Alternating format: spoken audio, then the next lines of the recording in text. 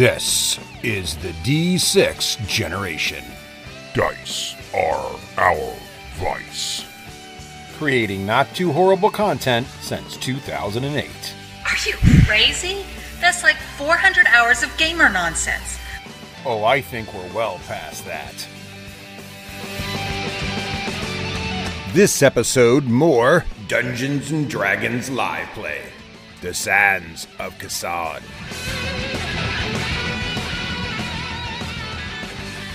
All right, so we're going to jump right back in. We're going to be a little bit short session today. Just had some travel things. We do not have Russell today.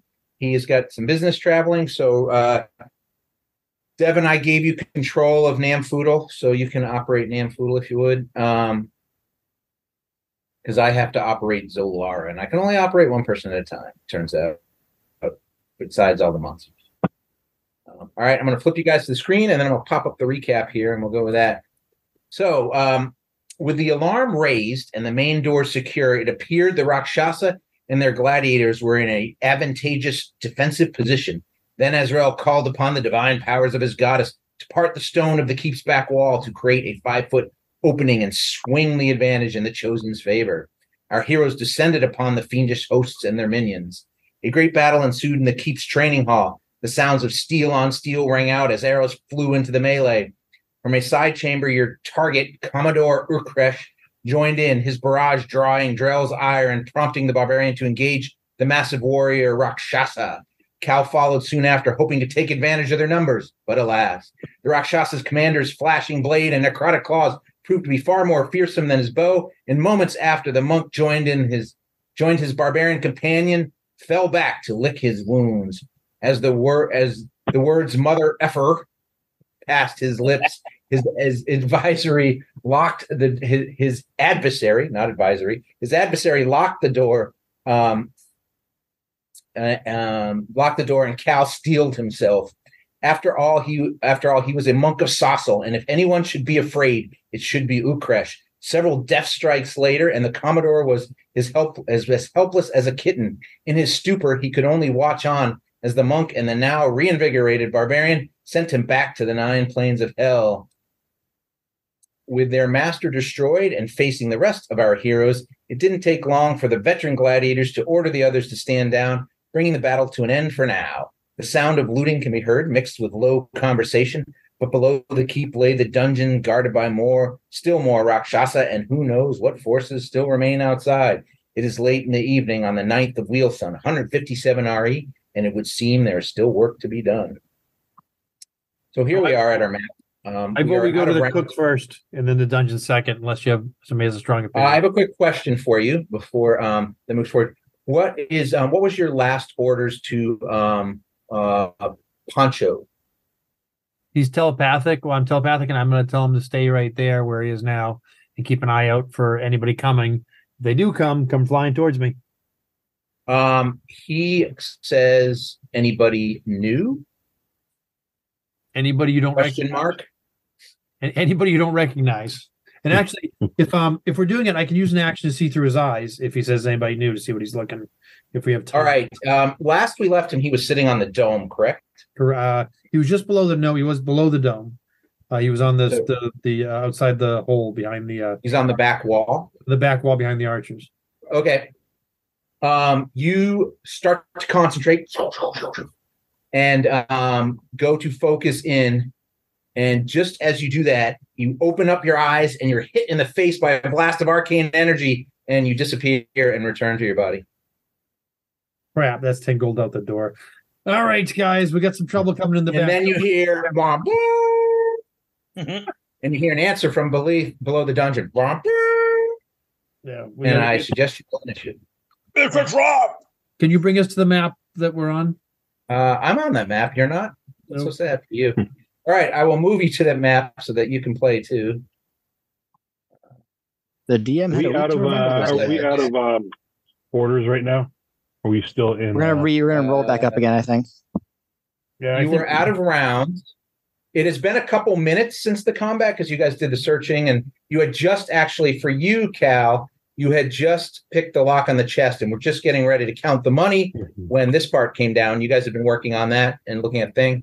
So there's there's no remaining minute spells. Those are all gone. And I'm out of or shifting. abilities. Yeah, there's no shifting, unfortunately. But I need everybody. I will put up the turn marker here. And as soon as I get this up, then you guys can click on your dudes and Time to party. And Let's take a short I rest. will click on these. A short rest, like about 30 seconds. All right, turn markers up. And I always roll crappy with this. First, you got to click your guy. Don't forget to click your guy. Hey, not one. Perfect. Everybody get their initiative in there. Before we do this, while we're still in round, can I take a healing potion? No, because we haven't been in rounds for a while. And we had given you time in the last session to do things, and you opted to You were looting. chest. So this is happening just as you're opening the chest. So because of the bird, they're not surprise rounding you. So that's nice. Okay. So it is a strict definition.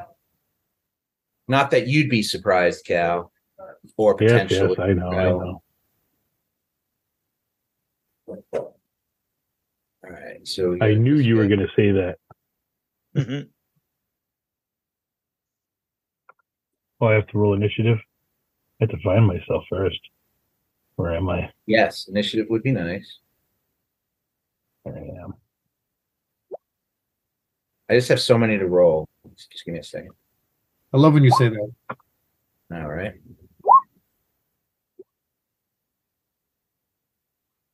Almost done. All right. 10 more to go. I haven't seen the one that says Ancient Dragon, so we're good. Yeah, that one's on the DM layer. You won't see that. All right, I think that's all of them. All right, is everybody done their initiatives? Yep. Going to put this sucker in descending order. And we are ready to go. All right, speaking of the devil who wants to drink a potion, Cal, so what you hear, you were playing with that chest. You just got it open. The fireball exploded. You dodged it all.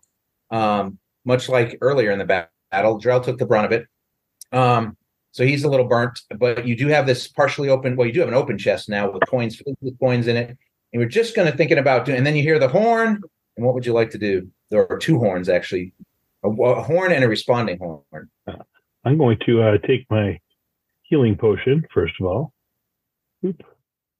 Oh, and the one horn sounded like it came from where the opening is, and the other horn sounded like it came from below where the stairs are. So they're both from your side, Aurelius. I'm going to refuel, take a healing potion. All right, so you're going to use your action to drink a healing potion. Yeah. Do you want to remove your shift marker on you since you're not shifted?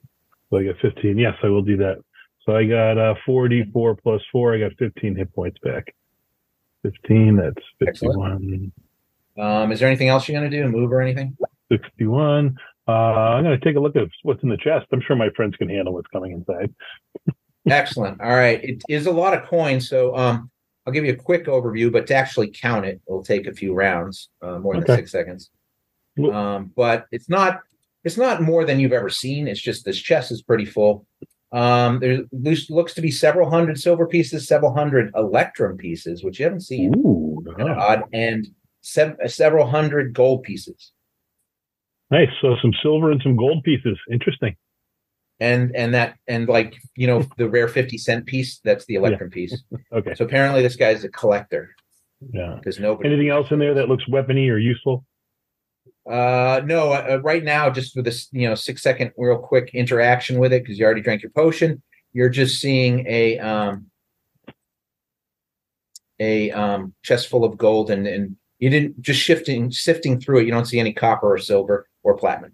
Okay. I'm curious as to why it was so heavily magically guarded, but that's okay. So I guess with that, I will. Perhaps the dead Commodore or the destroyed Commodore. He's not technically dead. He's in the 9 hells. Perhaps he just didn't like people in his stuff. I guess so. I mean, he just like, collecting electric pieces. Sorry, I'm taking my. Who knows who's going to come after those rare electric pieces? There we go. So I've taken my potion, and now I am going to take a peek outside the door and see what's going on. Go ahead and move your token. What's your base movement these days? 50. All right. So you got 10 squares you can play with. Yep. Is that you're going to stop there and keep and look out? Actually, no. You can use the door for cover. Are you going to close the door? No, I'm not. Sorry, I didn't mean to close it on. Yeah, I'm just taking a look and see what's coming in before I You stick can my use the head out door and as get cover. shot. Like you can just peer out and give yourself 3/4 cover. It is Zalara's turn. She spins on her heels. She was watching the front door. Sorry, and before I finish, oh no, I already did my action. Never mind. Yep. All set. She spins around on her heels because she had her bow out watching the front door while you guys are communicating and looting. And she aims her bow up at the opening and holds her action. Devin, for Namfoodle, you got any plans for him? Yes. How high is this table of weapons right over here? That table of weapons comes up to Namfoodle's forehead. It's about 3 Gotta feet. say, is it good cover? Yeah, you can either hide under it or go to the other side. There's also these giant stone columns next to you that go all the way to the ceiling. Or So you could even you can't quite get around the stone column. Correct, can Namfoodle use his cloak and fly while he's holding his bow to get the drop? He can hold his bow. He just can't shoot and fly at the same time. All right. Then he can actually get here in that case. He can. I mean, I guess I'm gonna. So he can fly, land, and hold an action if you would like him to. Yeah, I was gonna put him straddling around this pillar. That's about 30 feet. Yeah, the balance of it. Move to fly. Yeah, the balance of it is he can't fly and shoot at the same time. That's all. So yeah, he'll be back around in that case, and he'll hold his action to shoot at anybody who comes through this entryway. He's comes from this direction, I should say. Which is I don't know if it's east north. The two bloody gladiators that were standing to the shoulders of I believe that was Aslem. They kind of look at him nervously, and as they hear that horn, they seem to recognize it, and they had just kind of surrendered to you guys and swore that they would fight with you, and all of a sudden now they're hearing the sounds of their master's horns. So they're kind of backing up. Let me get to this guys, and defending themselves.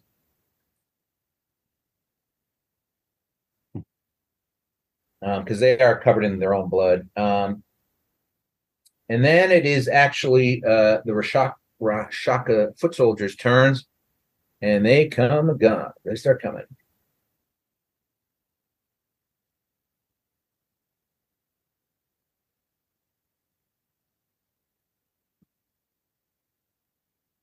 I'm going to roll a bunch of D20s, and they're just going to be athletic tests, so just to make it faster.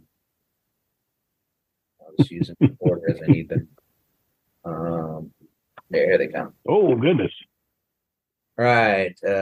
So this first guy lands no problem. He's like, comes launching out of here, backflips down, lands here next to Aurelius, and he is going to hold his action. Actually, he's going to tightrope walk down here. They look very comfortable in this environment. That's just like a landing he's on. It's got a little bit of a lip on it, but he looks like he's comfortable straddling. He seems to ignore the gladiator, like that guy's mine, even though he doesn't seem to notice the change.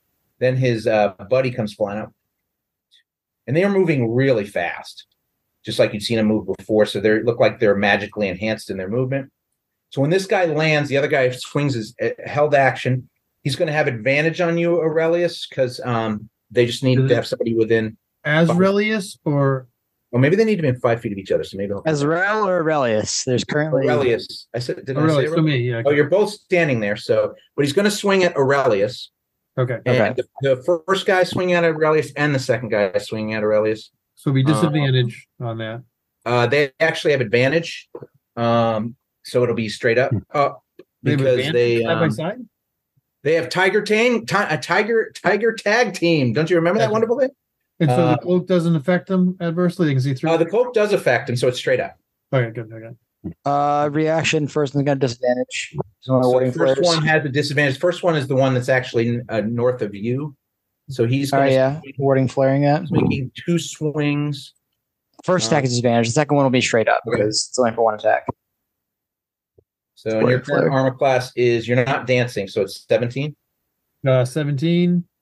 I would have thrown a shield up anyway. The shield does not affect these gentle folk. All right. Well, there you go. So that is disadvantages. Well, that is going to miss anyway. So you didn't have to throw your shield up on that one if you didn't want. Okay, good. Well, so I didn't throw it. So yeah, that was the disadvantage one, and then his second attack is straight up, Yep. Straight Might up, as well yeah. anyway, because I think one of these would be likely to hit, but we never know, especially with your 17 armor class. But nope. That's going to miss. His buddy is going to swing twice too. Straight up. And it misses. I might not use a shield spell. And it misses. I do not use a shield spell. All right. All right. The only one that would have hit is the one that hit the Kudos to me. All right. Well, that's the first two. Then I give a high five to my cleric. Let's do it. what was the roll on that one? All right. This one. Gotcha. This is gonna be messy again. Yeah, This one slams into the ground and actually takes damage. He doesn't seem to take the full damage, but he does take damage. He did not. Oh, when the first one enters, wouldn't Namfoodle get his arrow shots on him? Oh yeah, they both he and Delar can shoot arrows at the first one that entered would have been this one right here. the one next that's north of you. So we'll do those shots. All right, so Namfoodle's gonna take his shots. All right. Yeah, let me do my damage to this guy. He doesn't actually take any damage to that. And he's going to finish his movement standing up, and he still has Roll the attacks for you while I'm at it. movement left over. So once I finish him, then so go ahead and fire Nams at that guy. Yep. The lateral fired him twice. I'll just do them at the same time so we can wrap this. Let's see. She got planar. We didn't hunter mark because she couldn't the way she was. So we'll just do that.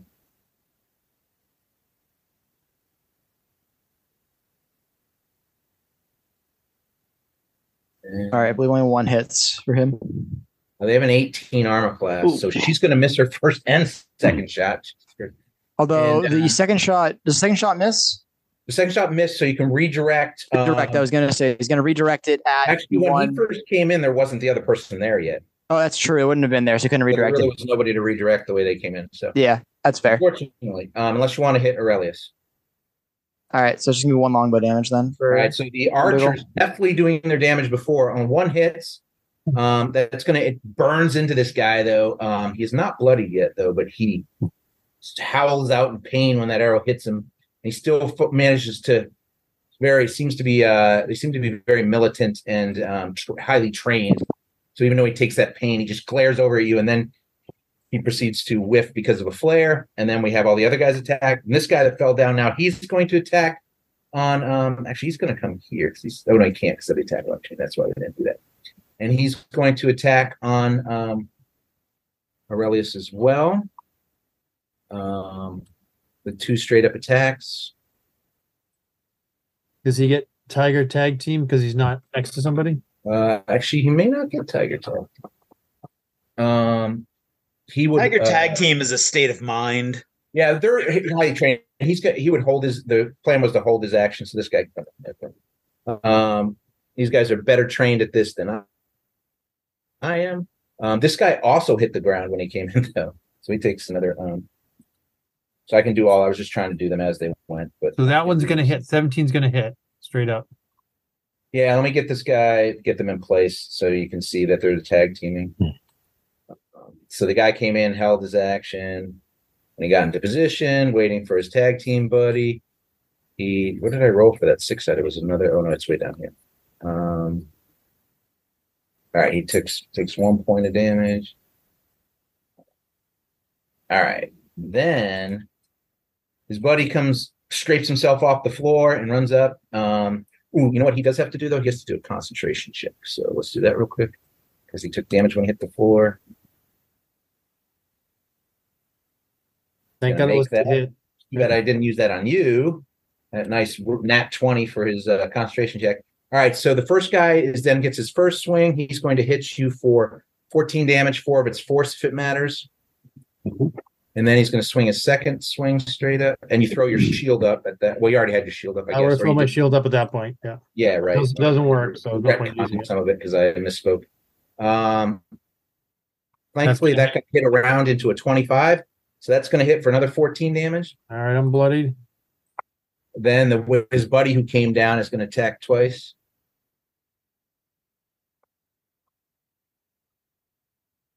He misses. And he is going to miss with a 9. And after he saw that you did, he was so excited. And then he stumbles over his own feet. And then Now, let's dance. Don't tell me this more. another one drops down. Jesus Christ. And he attacks you twice. You really get it in for the These are all mage. the guys you left out there. You remember all those guys? I remember him. I pulled the ladder up. Yeah, I can't dance for like 2 minutes straight, though. 2 minutes straight. They had several minutes to get around to your ladder pulling up, if you remember correctly. So another hit for 17 damage. Yeah. And then the last one, that guy. That'll hit for 13. 13 damage. And then another guy stands up on top and fires a 2 arcane bolts at you. At me? Yeah. I can't. Can I? Is it a spell? It's an ability called Arcane Bolt. Okay, never mind. Can't do anything about that. He's going to roll a 1 though and miss. So it slams in the ground.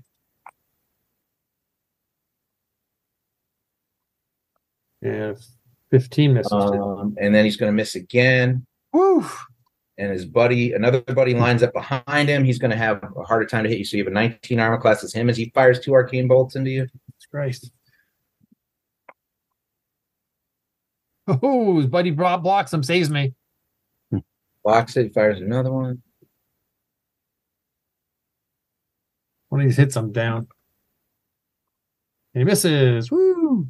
All right. He misses. Then the door to the bottom of the stairs opens up. And this guy runs up. Comes a chef. And he attacks you twice. This is it. I'm down. He's got tag team too. He does. He's got a buddy next to him on the left, but he rolled. He had a 1, but it rolled over 19. I'm down. So that's 11. Are you down, sir? Yeah, I'm down. I'm down. All right. He is going to. So he ran up. So that was. And these guys are also moving really fast. They've got twice their movement as a bonus action. So it's going to go 1, 2. No. After his swing, he goes running out here, and then the last. Wow, what's going on in the other room? Not much. I'll just close the door. With us. I'll just close the door and cast our election pieces. He's going to attack you as with 2 swings with tag team, so he's All got right. advantage. You. I'm actually just gonna use my remaining motion to step back and let you charge through the door. That'll be Hits. 23. Will hit you for 10, and then this is the last swing for these guys. Kill some of these guys. look. Not move so many. There's a lot going on out there. There is. That'll be a miss as he bangs off your armor. Dang. Can we try to draw them in here? We can pick them off one by one. So it's the veteran gladiators' turn who just swore allegiance to you. They just watched one of the guys get mobbed down, but you are the priest. So they come charging. This guy actually has a guy on him. So the guy with the blue crest on him that's already got the Rakshasa soldier next to him, he is going to slash out at the Rakshasa soldier. Where'd he come from? He makes 3 attacks with a spear. Well, actually, he's going to shield bash first. Got to get an 18. He's going to miss. And then he makes a spear attack.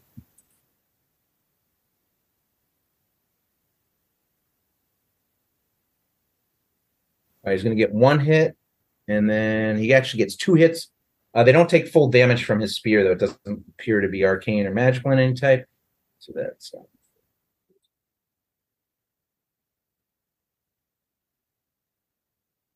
And then the other one in the dark helmet slides over here to give you the flank, Ezreal. He jumps in and he tries to shield bash the one that's directly north of you. And he does successfully shield bash him. And so that guy is now bloodied. That was the one that Namfoodle hit.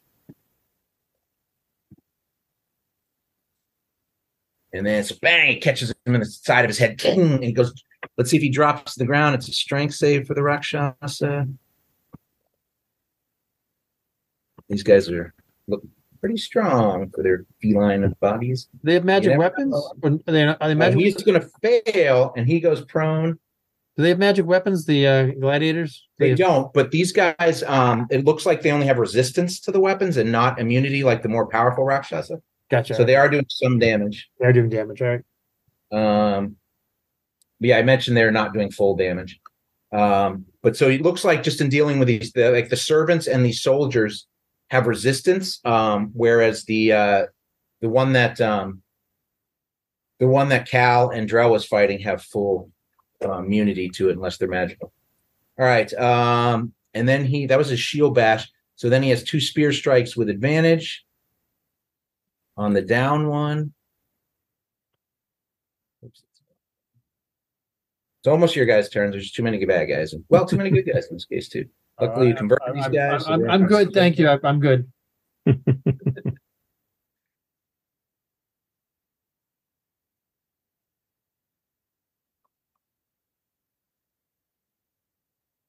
So he's going to hit once with advantage and twice with advantage. It's another 4, and another 4 is 8 more. This guy's looking pretty beat up on the ground. And that is the gladiators' turns, which brings us to Drell. You hear the horns, Drell. You can't actually, from your vantage point now at the table, you were kind of going through the Rakshasa's gear on the table, which I can give you a quick look at what he's looking at, what you're looking at here. So I step back and gesture through the door and say, this was done beforehand. You're not actually looking at them now in the middle of this, but just to show you. I get it. So this is the Commodore's sword, long sword, which does appear to be arcane just by the way it glistens and gleams and has this kind of glowing hue to it. There's also this crystal short bow that did psychic damage to you. Or to somebody in the party, so you know that, and it also has his glowy parts to it too.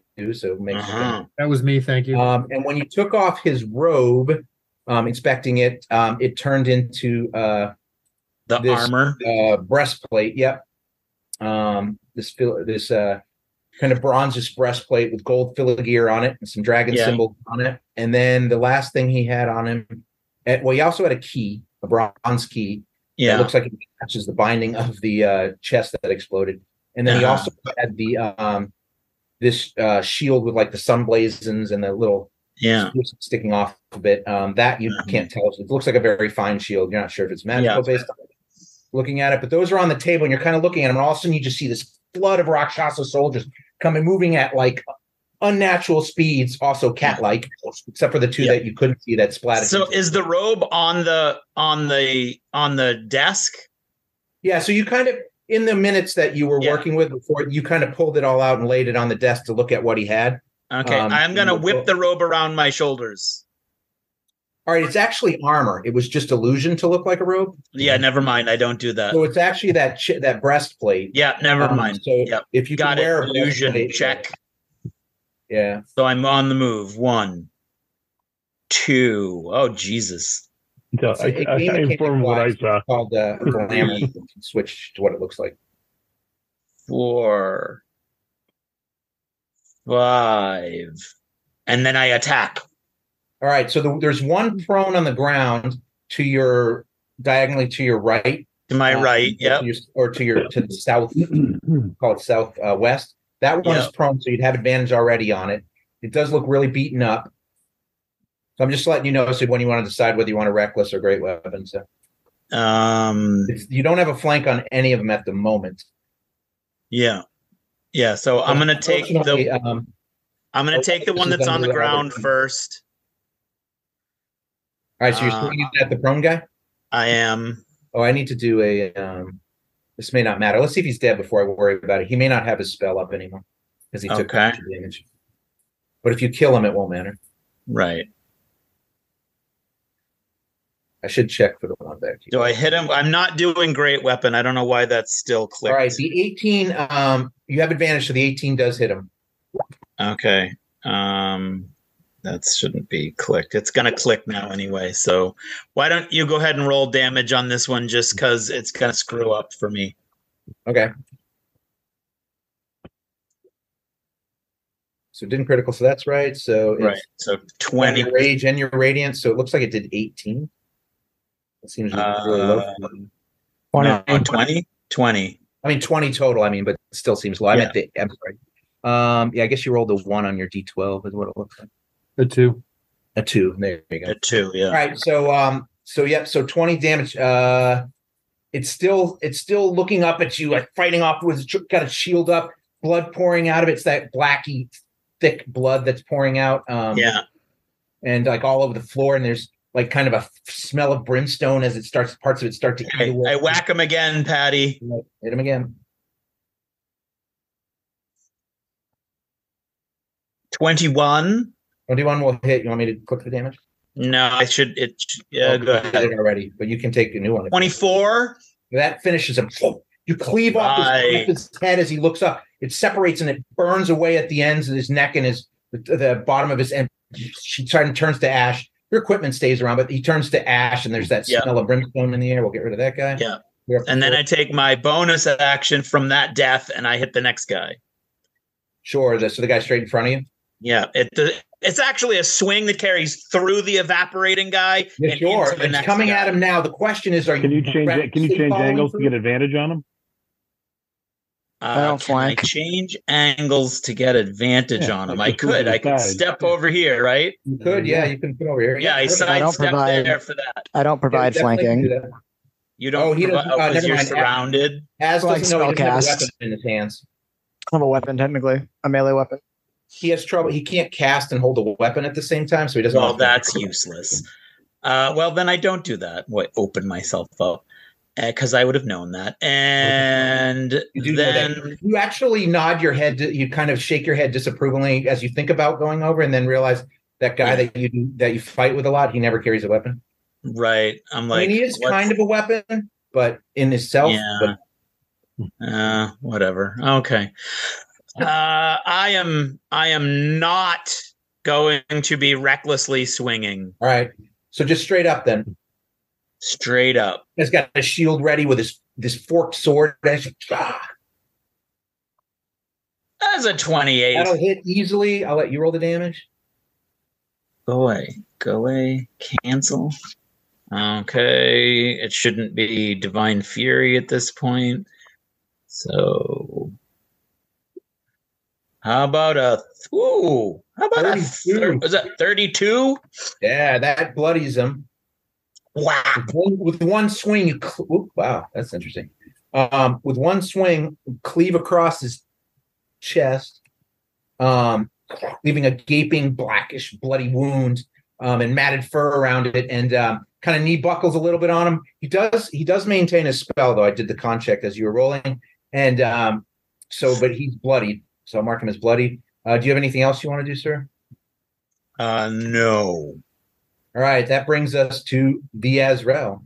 Does Azrael get advantage if someone else is flanking, or if he chooses to use a weapon? Yes. If he use a weapon, yeah. The problem is you don't threaten unless you have an actual weapon out. Yeah. Well, I'm saying if someone else is in a position, does he get advantage on his attacks?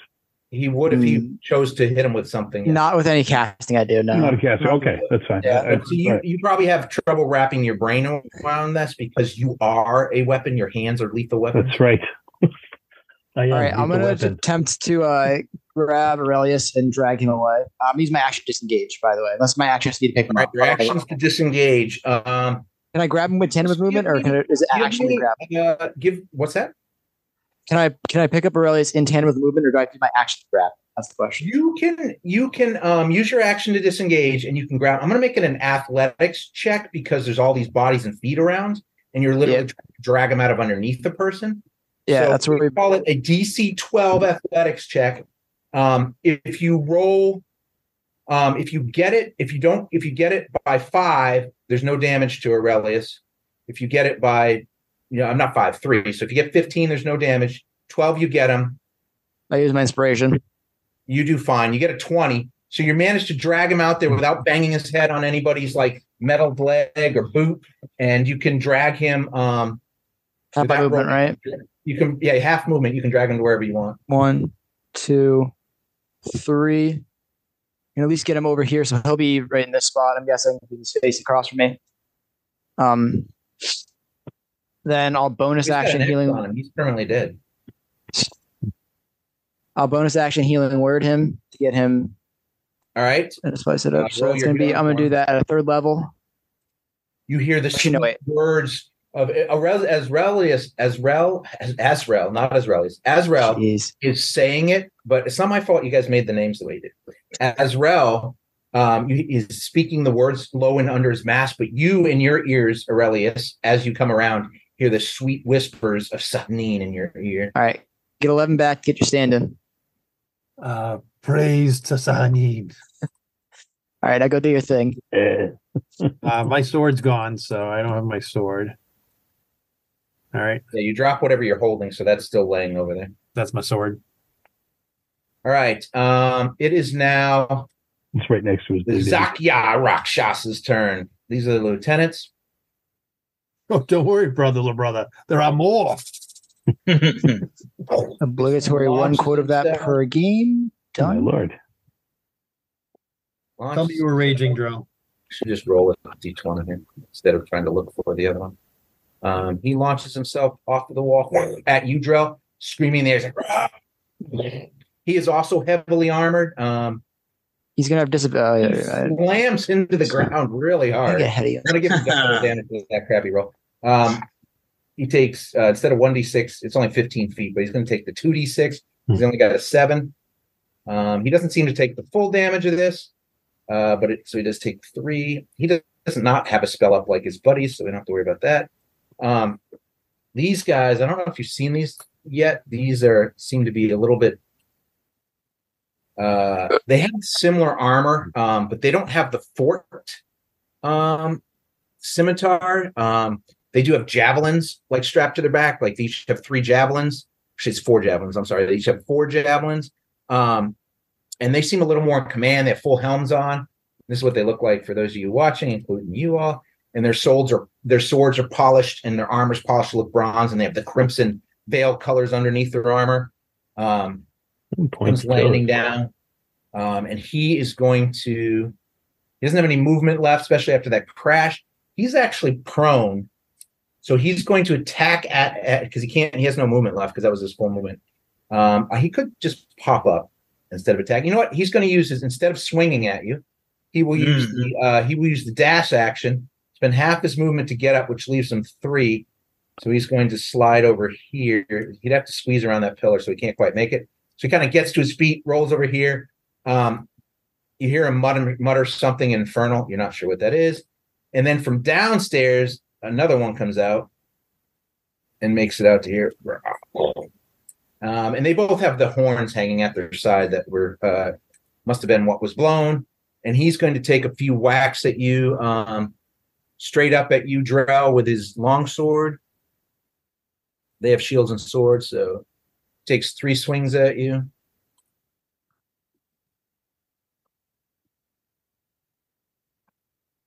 And your current armor class is 19? 20. I believe it's a 19. 19. 19. So one of those is going to hit. One of them, you sidestep pretty closely, a few inches away. The other one clips your hair as you spin around it. And then the third strike, though, just can't get out of the way. You're going to take 12 slashing, which is for you is only going to be 6 because you are raging, right? Yes. You were doing rage damage. Just, if you want to throw some sort of, you know what I'll do too? We'll count your rages. So you're the only one with something up right now. So let me add that in here. So we can keep track of that. We'll add the rage label. So I take 5, correct? Yes, you only take half, so you take 5. Yeah. And then let me remove the rage label up here. I've been. There you go. So when that gets to the top of your turn, it'll have been 1 round of rage. Yeah. All right. So those are those guys' turns. So now it is the newly awakened Aurelius's turn. So Aurelius, you are prone on the ground. Kadoma is nowhere to be found. That is your sword. For those of you who don't know what Kadoma is. You can see it laying on the ground amongst the feet of the Rakshasa soldiers. Blood is all caked over you. Been a long time. Oh, wait. The last time was when you had several arrows in your chest that you remember this kind of incident. I think my DM's enjoying this way too much. But it is your turn, sir. What would you like to do? I stand up. Yeah. I put a hand on Azrael and go. No, it's just Azrael. What? as praise be. I'm going to then start. I take my position to start dancing. Blade song comes out, even though I have a blade in my hand. And then actually part of my move action, I'll draw Eagle Claw. It goes, hello, old friend. And then I am going to drop a synaptic static, which is a 20-foot thing. And I'm going to hit this. So I'll be able. Was it a 20-foot radius? It's a 20-foot radius. I won't be able to stay around. No. It's a fire. It's like a fireball, but it's psychic. I don't need a token. And now these guys are up in the air, right? Those guys are 15 feet up in the opening. So I don't think. I mean, you can tell me. I don't. Yeah, I feel like. Yeah, well, you might. Let's. What we'll do with the guy on the edge, if he'll take half damage or no damage, depending on if he saves or not. So it makes evasion. Okay, so I'm going to throw that down. My synaptic. I like evasion, right? And will it get this guy over here? No, I can't get that guy over. It's one or the other. So it's going to not get this guy, and it's not going to get the North Rakshasa either. Right? You're right. It won't exactly so. Okay. All right. So it won't get this guy here. So it's going to get these guys in that order. Let's drop it and see what I can get with this. I need 5. I'm just going to roll 6 saves. The guy on the ledge will be the last one. All right. No advantages. Actually, they do have advantage on all of these. Okay. Well, it's going to be 33 damage. DC 17. Intelligence save, by the way. So yeah, they do have advantage on all of it. So I guess I'll roll. I can't roll them all at once. I'm just going to roll them in pairs. Yeah, I'll just count them in pairs. We can do 6 at a time here, or 3 at a time, I guess, because they're pairs. 120 feet. We'll start at the bloodied one at the top. So he's going to make it with a 19. I assume that makes it. So he'll take half damage. He'll take 15 damage. Does an 18 make it? 18 makes it. All right. They have the same save, so I'm just going to go across. So that guy makes it. So the second row is the third one is with advantage is another 18. Oh no. Yes. No, is a 13. So that guy's going to fail. So the guy in the middle takes full damage. So I'll do the full damage one. Remember, gets minus D6 to hit as well. Okay. So let me. It makes some concentration saves too. Oh, by the way, disadvantage on concentration saves. Up to make 4,000 concentration saves. So the guy up on the ledge is going to make it, so he's not going to take any damage. Yeah. The guy down at the bottom is not going to make it with a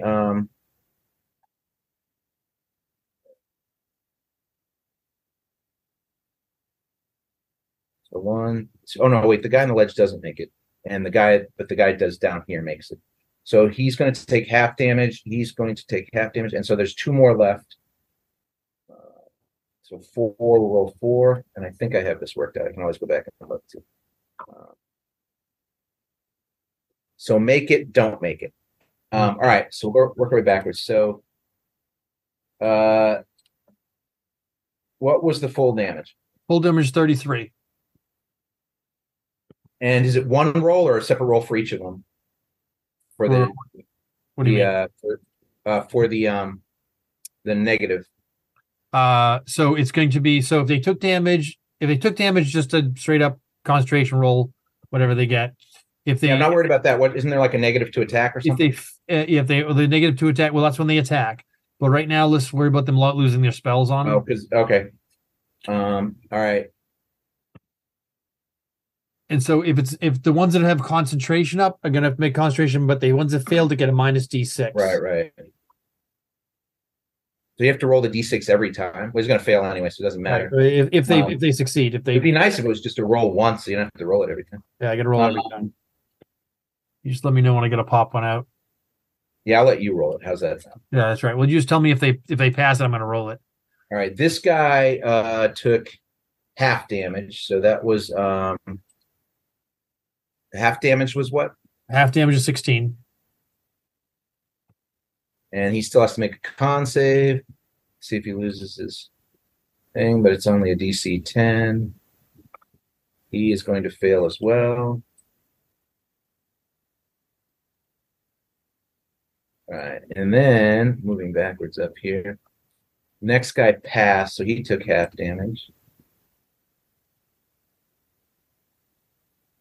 16 and 33. And his con save.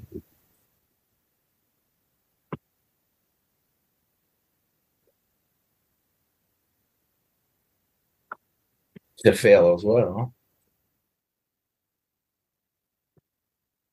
Nothing else. It's erasing in all their abilities. All right, and then so that was that guy, and then the next guy failed, which is the guy in the doorway. So he's going to take half damage. I didn't mark which ones failed though, and we kind of need to know that. You need to know that so because they're going to have minuses to How long hit. does it last for? 1 minute until they make their save. They make the save at the end of each They make round. the save every round. Yep. All right. Well, I know the only one that I can tell by the hit points. The only one that failed so far as we're going through this is this guy, and so he's going to have a. You can turn them on the side like you did. We'll put a little sleepy sad face on. Yeah. Oh, you turned it on his side, or did I do that? I didn't do that. You must have done that. I can't move them. Must have done that. Put a sad face on. All right, and then I believe the next guy should have failed. So that guy made it. He failed and took half. The next guy made it also. This guy took half.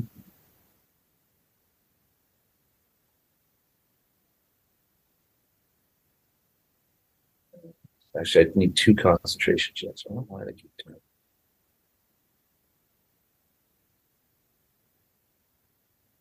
Only bad guy. And even with a. All right, their cons are still good. And then those get it. The guys made it. None of them get a -6 on it, right? I'm going to give him the minus. I got to put the sad face on him, even though he was in the doorway, because he did technically take the. Yeah, because if you get technically failed. One of those guys made it, he would take it. And then the -5 top 2 guys. So I feel like this middle guy was supposed to fail. I feel like he would fail. So I'm going to go ahead and I got these screwed up. So I don't want to screw you out of that. So let's do it. Just tell me if one of them made it, they get a -5 to their concentration. And the first 2 both made it. So it looks like you have 3 fails, and then everybody else made it with their advantage. All right, that's close to this half. Guy. I'm going to do the con saves. The one guy. So give me a -6 on the one guys. I get a -5 on a D6 on one of the guys. Okay, and then another one. I need a second one actually. And then another one. He's going to get another -2. All right, so that was so one's going to fit. They're both going to fail. So these guys lose their spells. Oh no, the minus. Oh, it's only one fail, so it was the second one that failed. The 11 made it, so. Because it would be a DC 16 if they failed. No, for the con check? If they took full damage. Oh, yeah.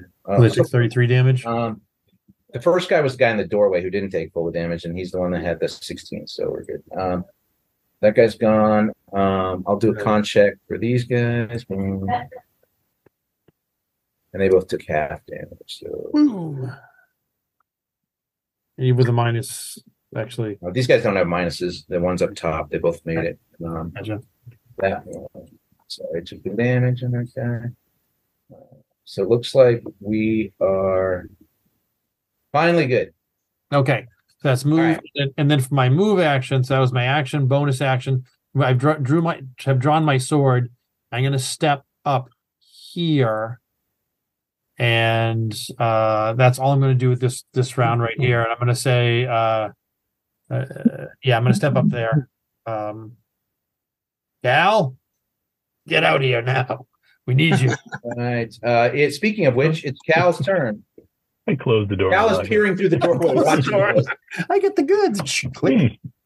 You guys seem to have a handle on this. There doesn't. Unfortunately, Cal, there does not appear to be a window in this room. Or another. So I'm going to step out of the door and see what I can see. Well, I can't get that phone.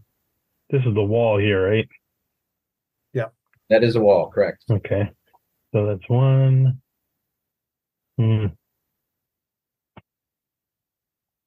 Which way to go? Which way to go? I'm going to come over here and I'll drill out. Oop. Always appreciated. Not at all. Right. You do not have advantage on that guy currently. So, I'll take my regular roll. When it spins his shield around you with his long sword held high, A 24 is going to hit. You crack him upside the head with your magical staff. So he takes the full 14. And then we do the same thing. And he takes another 9. Oh, man. Another 9. Then I will use both sides of his head. It looks like his ears are ringing inside his helmet. And I will use my bonus action for one unarmed attack. All right, go ahead. How many key points do you have? Just a couple? Oh, critical! I'm not using a key point. This is just my I was just bonus curious. action. I have 2 key points left. Your crit die gave you a whopping 1 point, which is so sad. But you do smack him upside the head. He is now bloodied. Quickly bloodied him. You leave my friend alone. Get him a thrust kick into his chest, right in the sternum. He's like coughing up blood. Are you done? I am done. All right. Zalara slides down here. She can't really get a beat on that mask. She's going to try to help clear this one on the gladiator. Hopefully quickly. She hunters marks him as a bonus action. So turn on that. Hunter's mark is on. So she fires.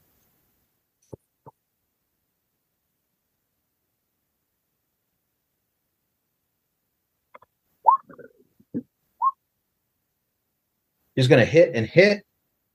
The first one is going to bang, instantly bloody it because it has that burning. Remember, like both Nam and her, when they fire these arrows, it seems to just burn around and causes extra damage. She howls out, the Rakshasa soldier.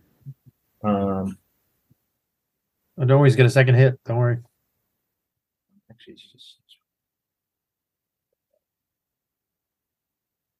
And then she hits again, but this time she does not have her planar warrior. Wouldn't she also get a D6 for the?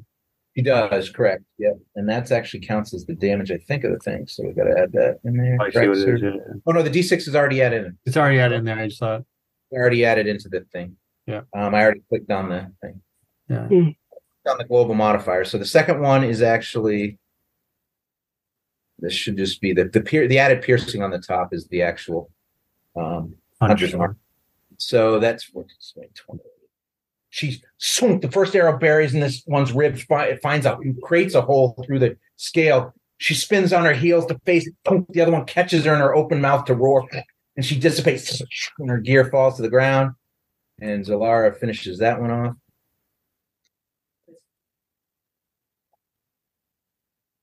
So that one is gone, and now it's the other Rakshasa killer Namfoodle. All right. Rakshasa. Namfoodle, because the other ones are shooting. He have to be shooting through us to get to them. You can see. You can see the two. Yeah, I was gonna say he's gonna go up high in that case. Is what he would do. Yeah, he doesn't have anything blocking his line of sight. Exactly. That's what I was thinking. He would have plus to his armor, but if he shoots the one standing in the doorway. Yeah, that's what I figured. Boldly firing down with arcane bolts and is not really using the door. So, all right, 2 attacks. That's 23 and a 17. 17 will miss, so you can redirect if you'd like. He's going to redirect. It's going to redirect down to the injured one down here. So you can redirect 60 to. Sounds good. We'll have a little plus to.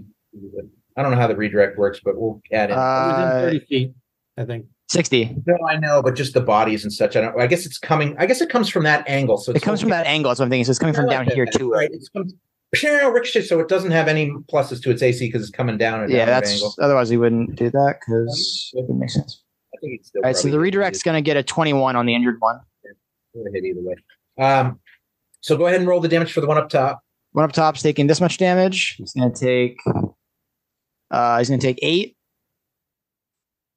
One down low is going to take 10.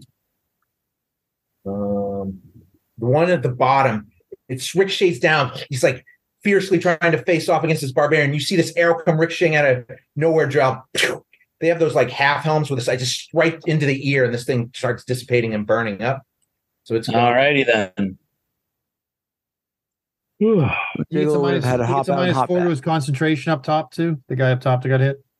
Okay, he minus 4. He's going to fail. Is it all saving? Right, and that is what Boondogle's going to do. What's the minuses to, Joe? Just out of curiosity. It's to his saves, concentration, and I put it up in the discussion earlier. Saves, concentration, and attack rolls. Yeah, I don't have time to read that stuff. Okay.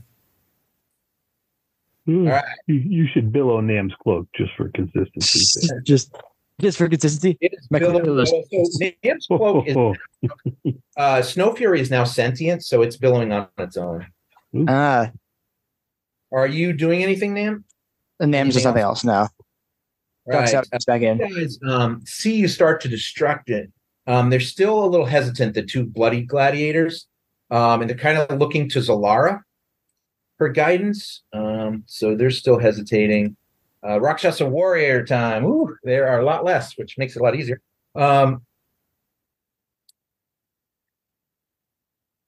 Sad Face guy is going to step up and attack. Sad Face guy?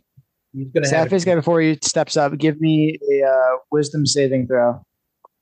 Is this a He's got a magical -D6 to hit, don't forget. It is a magical effect. Yes, it is. He's going to have advantage on this save. It's wisdom. With a -D6. He's going to roll a nat 20 just so you guys can stop. Feel it. No, he gets a 16. 14. Minus whatever. It was a 15 DC, so he fails. So he's frozen? He is restrained, yes. So in his restrainedness, let's see what this tag team is. It only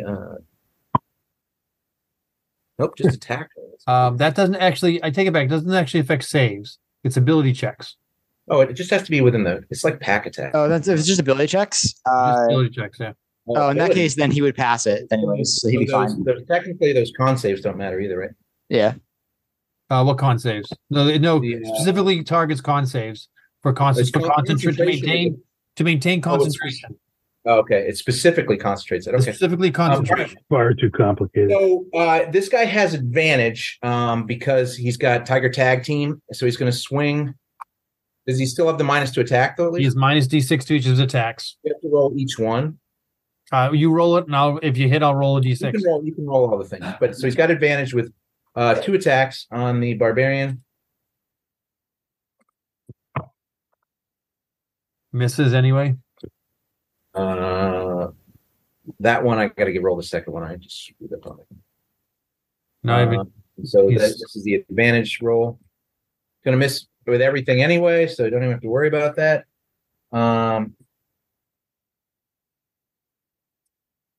Sad guy up here is going to do an athletics chest. The guy up top and jump down. He is going to. That's an ability check, so he's going to get a 9. He's not going to successfully jump down. Land unsaid.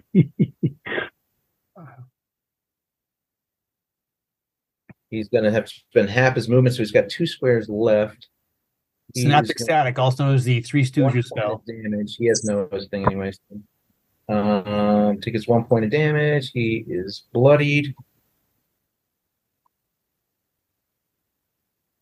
And then he scrapes himself off the floor and runs over here to get to he'll attack.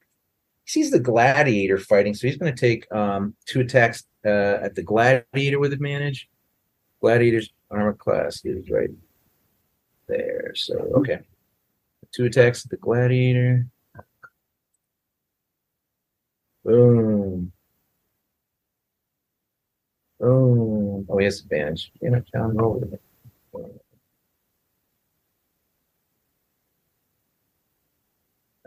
He is not going to hit with any. I think I missed a roll somewhere, so I'll throw in one more roll in there. Oh no, it popped up late, so he doesn't hit with anything. Those are all terrible rolls. So that was that guy. This guy is the guy up on the ledge. Will step up, and he will fire down at his closest enemy, which is Drell, with 2 arcane bolts. No advantage. Oh, he actually does have advantage because it's just an attack with anybody within 5 feet. It's kind of like pack attack, but you just have to be within 5 feet, and it's not melee though.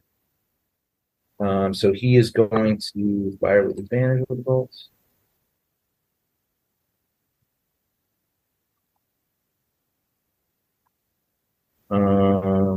Man, can't cut a break. They're all missing.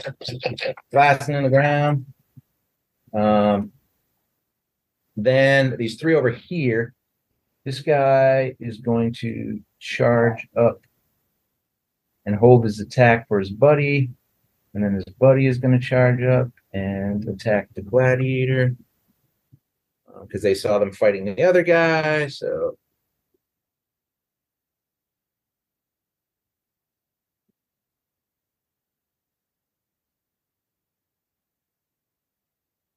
crit. All right, they crit on the gladiator one time, so that's going to be 11, 23. Crit him again. Wow, double crit.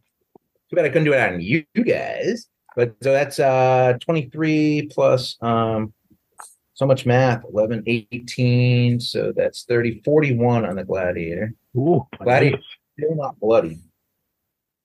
After several slices on him. The other guy does 2 attacks on him too with advantage. That was holding his action. Or vice versa, however you want to play it out. See if I can get 2 more crits. It's going to be another hit and a miss. So that's going to be 14. So quickly, this gladiator is slashed all up as he tries to defy his master. And then the last guy is going to run up. And he's going to take 2 attacks on the Joe Schmo. Actually, no, he doesn't get advantage. So he's going to take him on Azrael because he had advantage because of his kitty buddy. So he does have a minus D6, however, though, because he's one of the affected guys. Yep. First one's going to miss. They're going to miss regardless. Right. So that is all of those guys finally. And now it is the gladiator's turn to fight back. Fortunately, all these guys go in a row, and they all have a bajillion attacks. So the gladiator next to Drell is going to attempt to shield bash the one. Swings out with him. He is going to miss, and then he's going to attack with 2 spear attacks on the guy.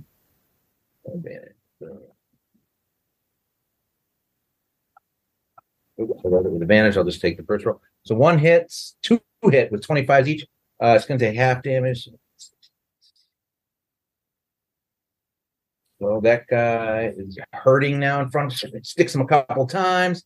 Then the one with the 3 of them in front of him next to Azrael is going to he actually is swinging at the one that is on Azrael straight in front of him. He looks to be trying to protect the priest. He's going to shield bash him first.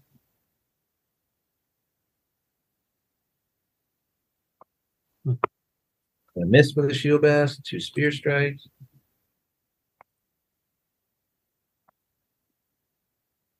Miss with a shield strike. Oh, he misses with all his attacks. Bang, off all the armor. In his haste to try to do it. It's now Drell's turn. He's finished a whopping 1 round of rage. It is your turn, Drell, finally. My turn. Yes. Or as we like to say, the end. So there's 2 lieutenants on you and the 2 soldiers. This guy's bloody. He's not marked, but this guy's bloodied, right? That guy right here is bloodied. Yeah. Well then, Yeah. I shall bury an axe in his head. Which one? The lieutenant? The lieutenant who's bloodied, and I am going to recklessly attack since everybody's getting advantage up the wazoo anyway. Seems to make sense. I hit it with a 27. All right, so 27 is going to hit. Go ahead and roll your damage. And this should include everything because Divine Fury is behind it. How about a 30? 30 points? He is still standing, but barely. His knees are shaking. Ickry black blood drips all down his bronze armor and shields, sputtering all over his shield as you cut heftily into his. Okay, well, not unlike a peasant workman, I choke up on the axe and hit him again. And this time, I get a 12. He throws up shield because he should have done it on the first one and he forgot. So he's got shield up. Well, that's a dunk. Yeah, would have 27. It would have hit a 27 anyway, I assume, right? 27, yeah. Yeah, he just would have thrown it up on the first one, but so both the second one missed, and all right, so we're good. Yeah. So he's got the shield up. Your turn. Are you done? Yeah, I'm done. Up more. Ezra. Wow, a 1 and a 2. All right. I'm going to drop a fireball right about here. Oh wait, crap! That's the one thing. Hey, that was I was going to do that. This corner? Do you think of the same spot? I was thinking the same spot. You can get just I know it's everybody, right? Right corner. It's that corner. You can nail everybody here. Zoom. And Joe's already got my lines for me. I love. I was looking at just this thing. Right I was like, what can all I these do? guys make a save. Go Make sure it does it hit the gladiator in blue? Over it here? does not. You can get it right here. See, it's 20 feet. Okay. Yeah. Everybody along this edge. And you can rule, John, whether it gets this guy 15 feet up. I'm gonna say he doesn't. Yeah. I would say because it's 15 feet up with angle and it's like a sphere. So right. Yeah. Is it fireball? Fireball. Yeah. Well, but heat goes up. Yeah, but the initial explosion. Making deck saves with advantage again. They are with damage. I'm gonna roll the damage. D16. And there's minus D6 to these guys who are got issues. Sure. That is going to be an additional 4 because I rolled like crap on some of those. That's actually going to be 26 damage. 26 damage. All right. So let me. So these guys have +2 to their decks. Roll 6 of these bad boys. Mm-hmm. Let me know. Don't forget to separate out the guys minus a D6 on them. Well, I'm just going along from the top. So we're starting with the. I think they both have the same plus, right? Yeah. It'll be 13 half. So the first one gets a 20. So he takes half. Second one, just do them as we go along this time. So we don't. He actually dies though. He didn't have any hit points left. So he's gone. We're just gonna remove them all off. Oh, not that guy. That guy didn't. It was not that guy. That guy didn't get hit. All right, so he is fine. So the first guy is then this guy who takes half, which is half is what, 13? 13. Yeah. 13. With a nat 20, it doesn't matter what you roll on your d6. The second guy is going to pass with a nat 22, so he's going to take 16. And then the third guy is going to fail, and he's going to take 26. 26 if he fails. The that was bloody guy. Another set of 6 here.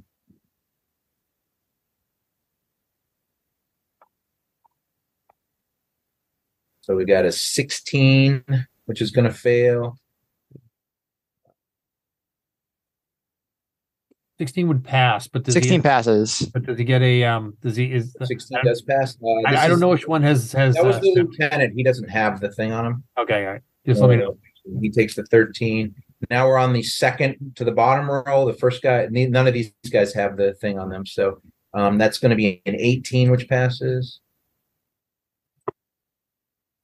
And then we have a failure on the one up here, so he's going to take half damage the way I ruled it. So he's going to take half of 13 damage and do a con check for him. Not that it's really relevant, but I'm going to get rid of the last boot. Last boot. And we do not get rid of the last boot because he does not have the thing on him, so we don't worry. And then the last person. Last Rakshasa is going to fail. Double deuced. Take 26. I got some bloody people to mark here. He's bloodied.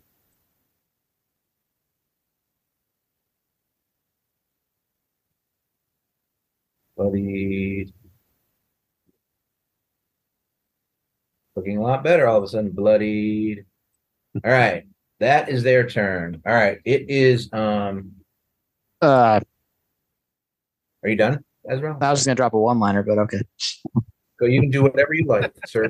And I'm just gonna say in Celestial, Sehanin, which is something in Celestial that I looked up and is pretty cool sounding. They don't seem to understand what you say in Celestial. They don't need to. We appreciate More that. importantly, that I sound cool and celestial. And maybe those gladiators think I'm cool. And they say something back to you in Infernal. I skip the translation barrier and skip the bird. And they said, may monkeys fly out of your butt. It is the lieutenant's turn. This guy is going to slide through here. It's going to make an athletics check, see if he can do this. If not, he won't do it. It's going to be a 15. He's got to get around this post. Come on, cat boy. Be a cat. 15 just makes it. He slides around there. Does he get? Oh no, he doesn't get -6. He wasn't affected. He's going to then attack with advantage on Drell because he's behind him. And let me show you the right guy here. All right, he's going to take 3 longsword attacks at you. You got advantage anyway. You had reckless attack, so. Yep. That's going to miss.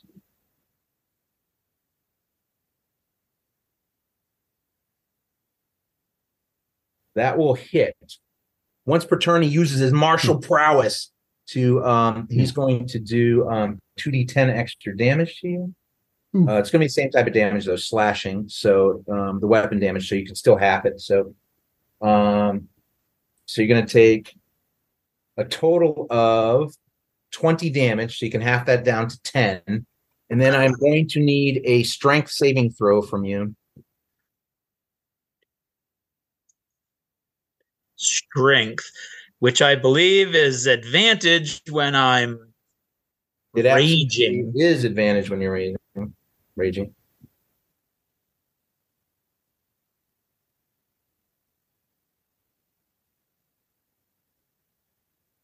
Does a 27 pass? I believe it does. So he tries to hook your leg and trip it with the longsword when he cleaves into your calf and draws it out, but he is unable to take you off your sturdy feet. You are an Earth Genasi after. So he takes one more swing at you because he's just mad at you now. With advantage because, well, you're flanked and you recklessly attacked. A 24 will hit you for 6 slashing, which will be a whopping 3. His buddy focuses on you too. He also has advantage because you, in this case, because you recklessly attacked. So he is going to swing 3 times with his longsword with advantage.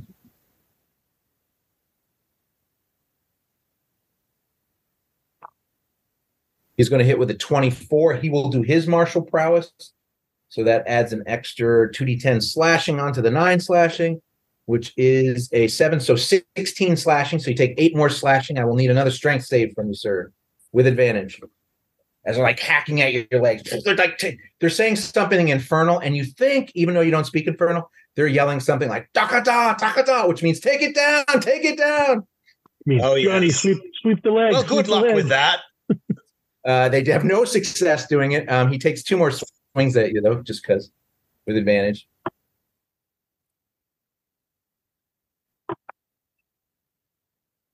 That'll be another hit for 9, so 3 more slashing damage. Boy, if you weren't a barbarian of goodness, this would hurt a lot. And then he hits you one more time for 10 slash, which is 5. Or if these were the soldiers with their extra force damage. Ouch! So cut slashes all over. So you're pretty bloody. Today's turn is now Aurelius's turn. All right. Enough of this. I am going to go 1, 2 right to here. And then I pull up my staff as I go in there. Well, you feel as you move into the square, you feel an overwhelming sense of jealousy from somewhere over here. I say, if you wish to fight, come to my hand and hold it out. Does he come?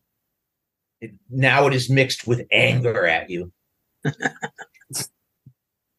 I go, don't you tell me what to do. Yeah, dumb Kadoma. All right. Look, you know what? You don't come to my hand, I can't use you, dummy.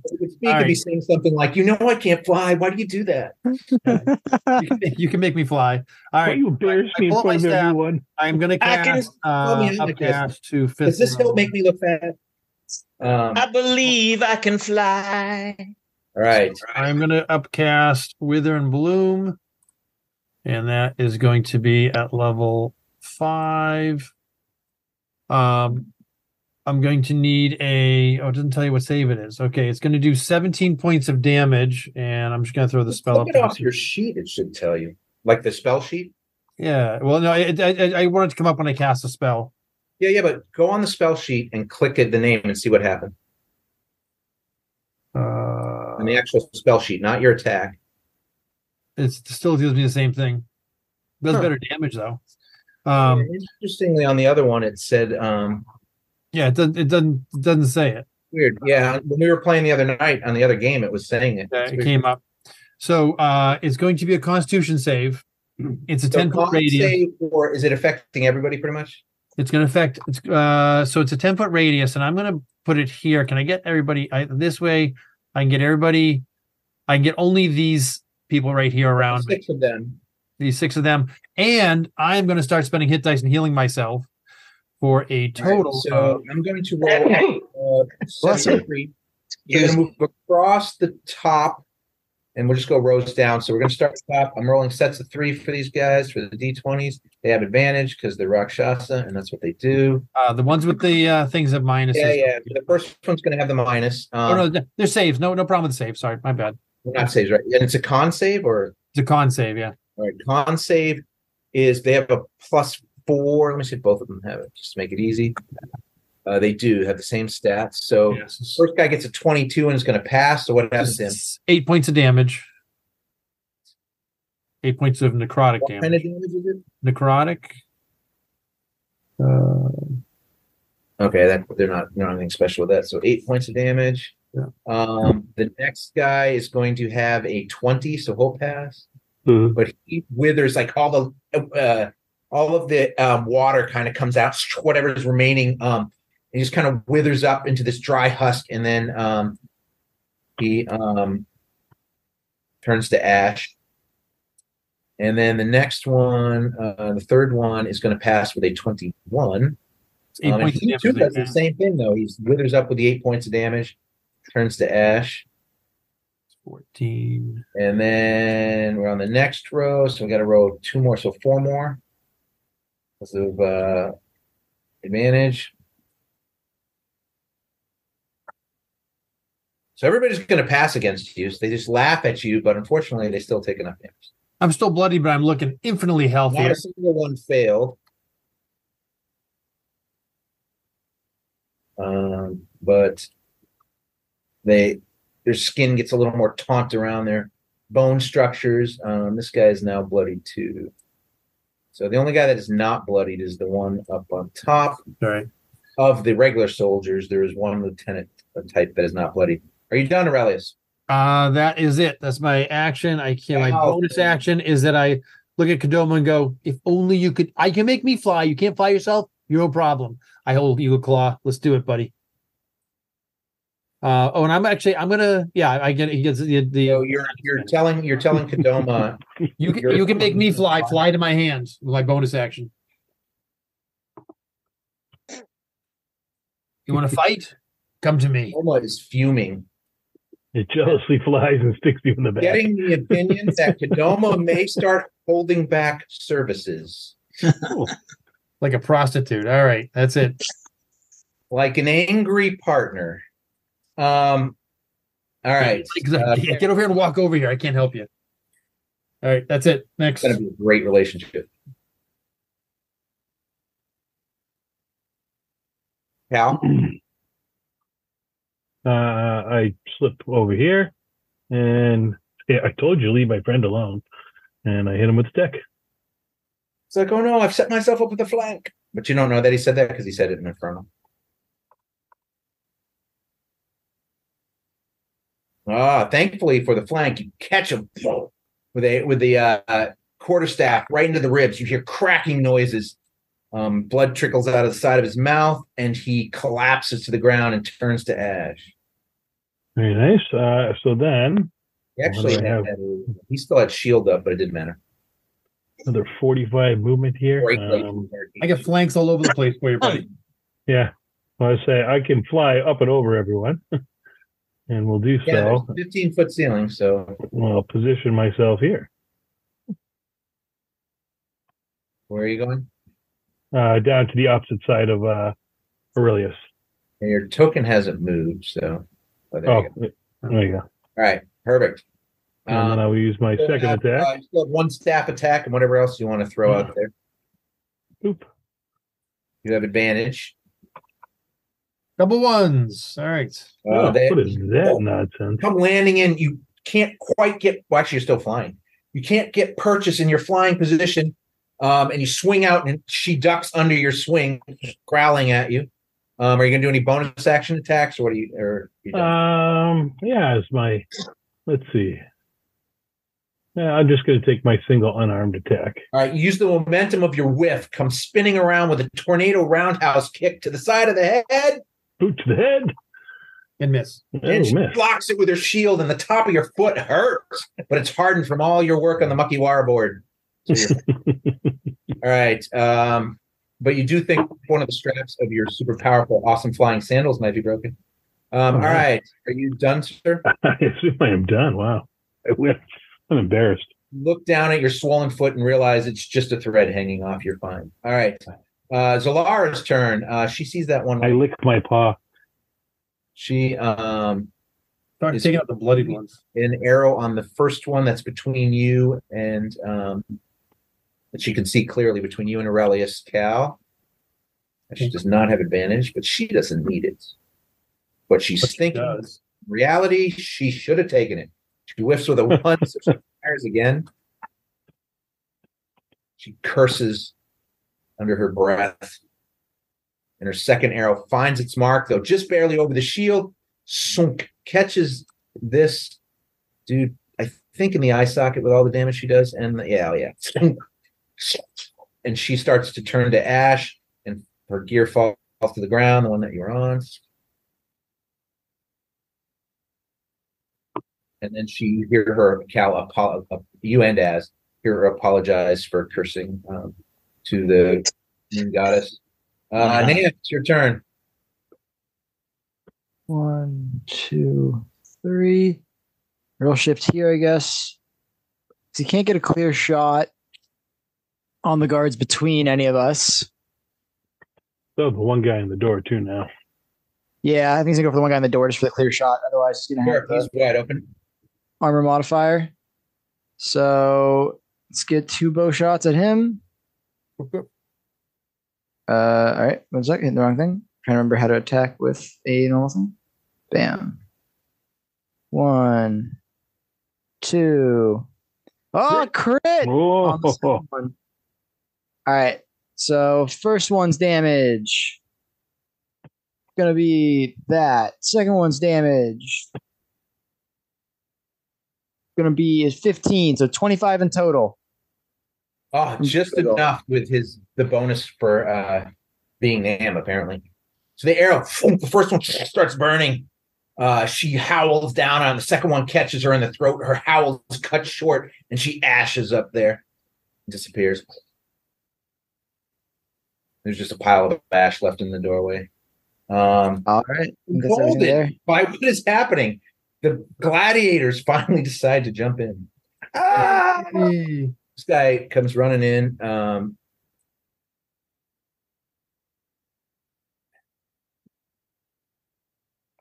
He unnecessarily but coolly barrel rolls across the table of weapons, and lands here and finds flank here. He grabs an axe while he's doing it. And then he's going to attack twice with a falchion.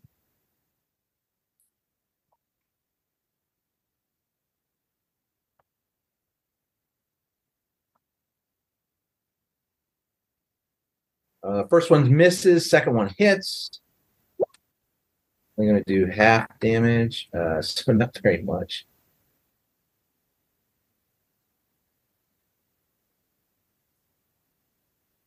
Then he attacks with his offhand scimitar, short scimitar with advantage. He says, "For my brothers, you will not master us." And he hits and leaves a slight paper cut on his thigh with a whopping 7, but it only takes half the damage. Why can't? There. Sometimes these bubbles don't want to pop up. There you go. This person's looking very bad. This particular Rakshasa soldier looking very messed up. And then his buddy's like, "I'm coming to 1, 2." He should have gotten an intelligence save at the end of his combat too for the hit. Oh yeah, well they haven't rolled yet. We'll roll it later. This guy comes running in and runs along here to get the flank with. Oh no, Azrael isn't threatening, are you, Ben? No. Nope. He'll still run over here. He just won't get advantage. Swings out twice with his falchion. Swing. Swing. And once with a scimitar. Swing. So just do them all. One breaks through the defense. The other two clang off, but barely off the armor. And ooh. Does 10, but again it's halved because of resistance. It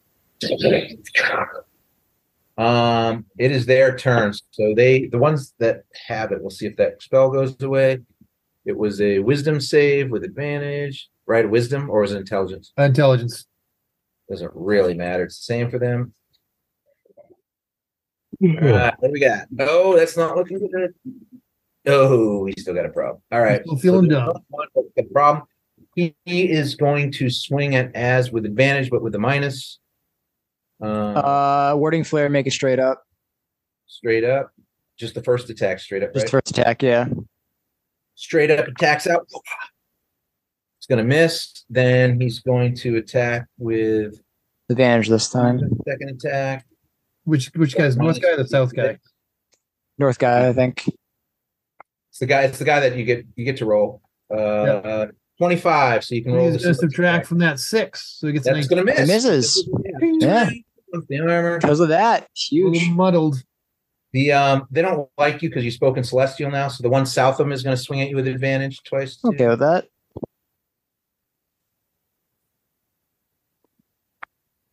It does not like you. He can like him that way all he wants. Hmm. He rolls like a girl. All right. Roll. And I sorry, Zalara. Sorry, listeners. Sorry, you roll like a gnome. No, just All right. They both flail out. Last ditch efforts.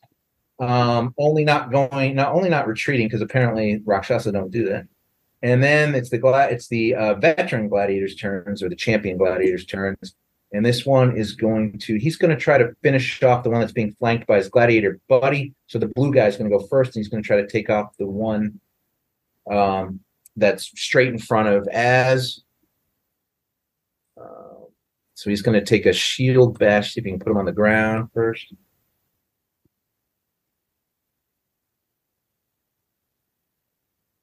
wow. He comes across with him trying to cut her down, and instead just severs the artery in her leg, and she dark blood pours all over the place, and she ashes out.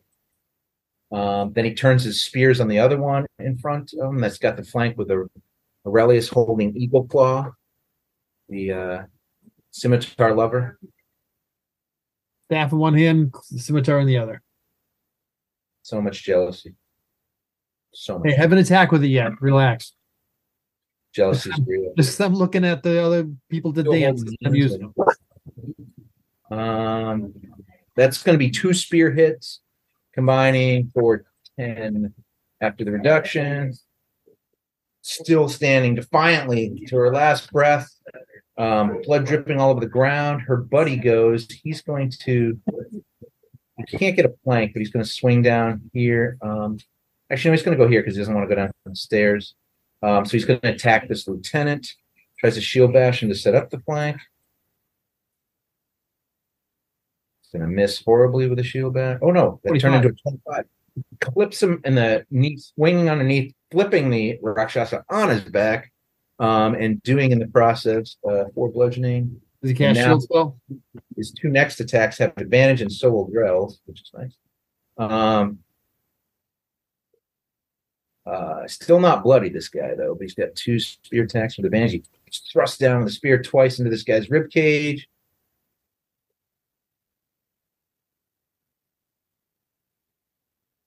It's going to hit and a hit, so 6. So now he's bloodied, set up for Drell. And it is Drell's turn. Speaking of Drell and bloody. He looks at you and he says, he's all yours. Yeah, well, I don't need your permission, but thank you. All right, well, if you'd like, you can wait till he stands back. No. I appreciate it. He doesn't say that. I did. I said it.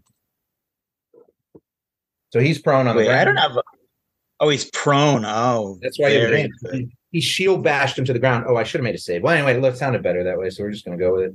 Yeah. His field spell's already gone, so he doesn't have that anymore. Those are okay. Those, so that's gone. My shield spell. I'm going to choke up on this one. All right. Choking up. So the -5, you taking the -5? Yeah. You think that's a good idea? I do. I feel it. Does a 22 hit? Yes, a 22 will just hit. Does he have a shield spell? No, he doesn't. I'm just saying that to be. What do you do for damage? Bring down the moon axe. You want me to click on it? No, I got it. Whoa, look at that initial damage. Oh, that's because you great weapon. Right? 27? 27. No, 37. 37. Oh, 37. 37 does it. Cleaving. Take another round off the head. As the head bounces down the stairs, it ashes, and the body ashes too. And the stench. Cleaning. I love that. Here. Heavily. I'm growling. If you have another attack, there's a bad guy to your other side. What? There's another bad guy over there. Yeah, bad guy right here. You can that's where I'm going. Yeah, okay. Yeah. I had a whole dramatic approach coming, and then you're yelling at me stuff I already know. Oh, all right. I thought your turn was over. I'm sorry. Go ahead. That's okay. No. I got 2 more attacks. He's down the stair. 2 more attacks. He killed because they just killed somebody. Oh, that was with 1 attack. You're right. Yes, sir. Yep. And there's a cook's door down there to the south. Yeah, I am not going to great weapon. Oh, you know what? What the heck? Yes, I am. Wait, do I have advantage here? Oh, you don't currently. Are you recklessly attacking? Yeah. What the hell? This female soldier, her knees are like shaking, but she's growling defiantly like a caged animal. Blood everywhere. How about a 23? Does a 23 hit? You don't have your divine on this. I do not have divine fury anymore. But I'm going to tell you right now, he's got divine. You only give so much. How about a 27? 27 is going to cleave this individual in twain, as Russ likes to say. And the 2 halves ash before they hit the floor as ichor splats everywhere. The ichor seems to stick around and stenchify, but the body's ash and their gear splatters to the ground. That was. There you stand with a puddle and ash just kind of. 1, 2, 3. And where's the kitchen? Right here. This door here. Right here. 1, 2, 3. The ash from the first, the lieutenant you killed hasn't even hit the ground by the second time of ash. A cloud of ash is created from your second swing. 7, like it's snowing. 8. Ah! Unfortunately, that's the end of my move. All right. The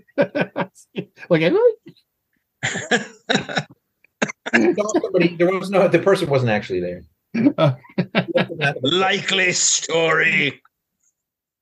I found the meats. Actually, as you open the door, you see he was actually waiting for you, his wife. And you see this.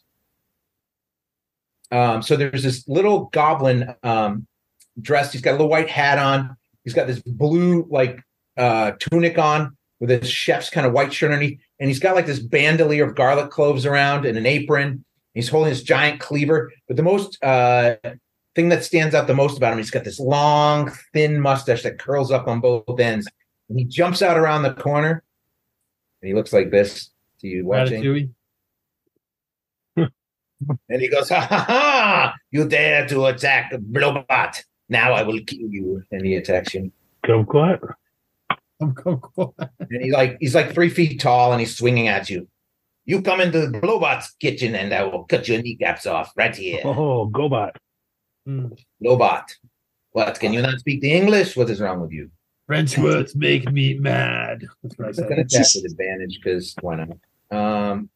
He's going to miss I'm horribly. sorry, he's attacking with advantage because why not? Is that how you said? Oh, what? No, he does because I was doing.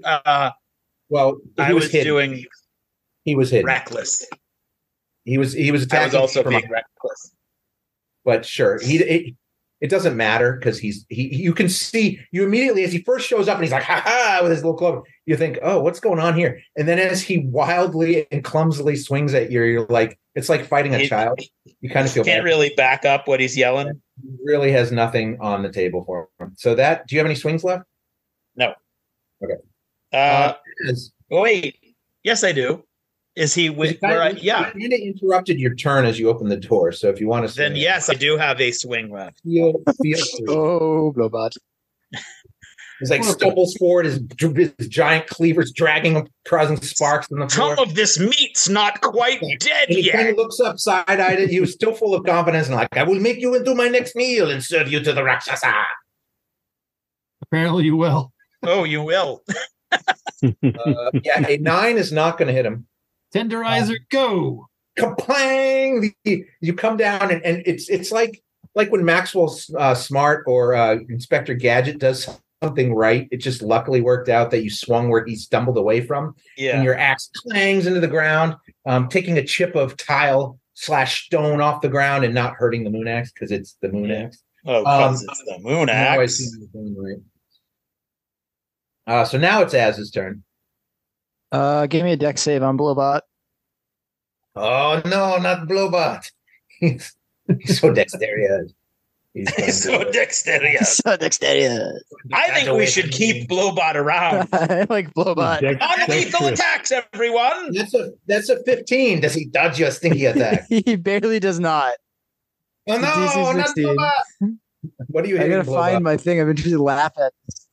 Where is the Sacred Flame? There we go.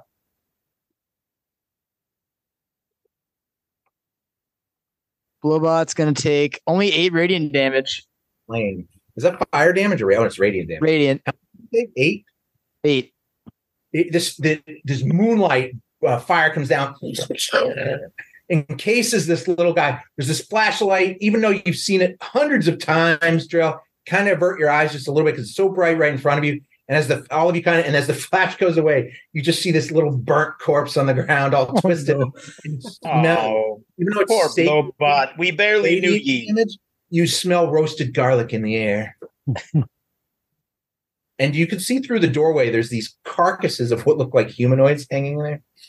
No, I need to go. Yeah. I believe Blowbot was well done.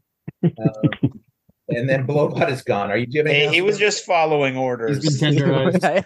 I honestly didn't want to go. I'm good. All right. There are no lieutenants left. Orderly, just to hear the DM make a French accent longer. We're gonna fill out. It's the reincarnated form of Joe's. That is no French accent. What a French accent! Give you a French accent. This is a fantasy accent. So tone at me, French people. No Felvish.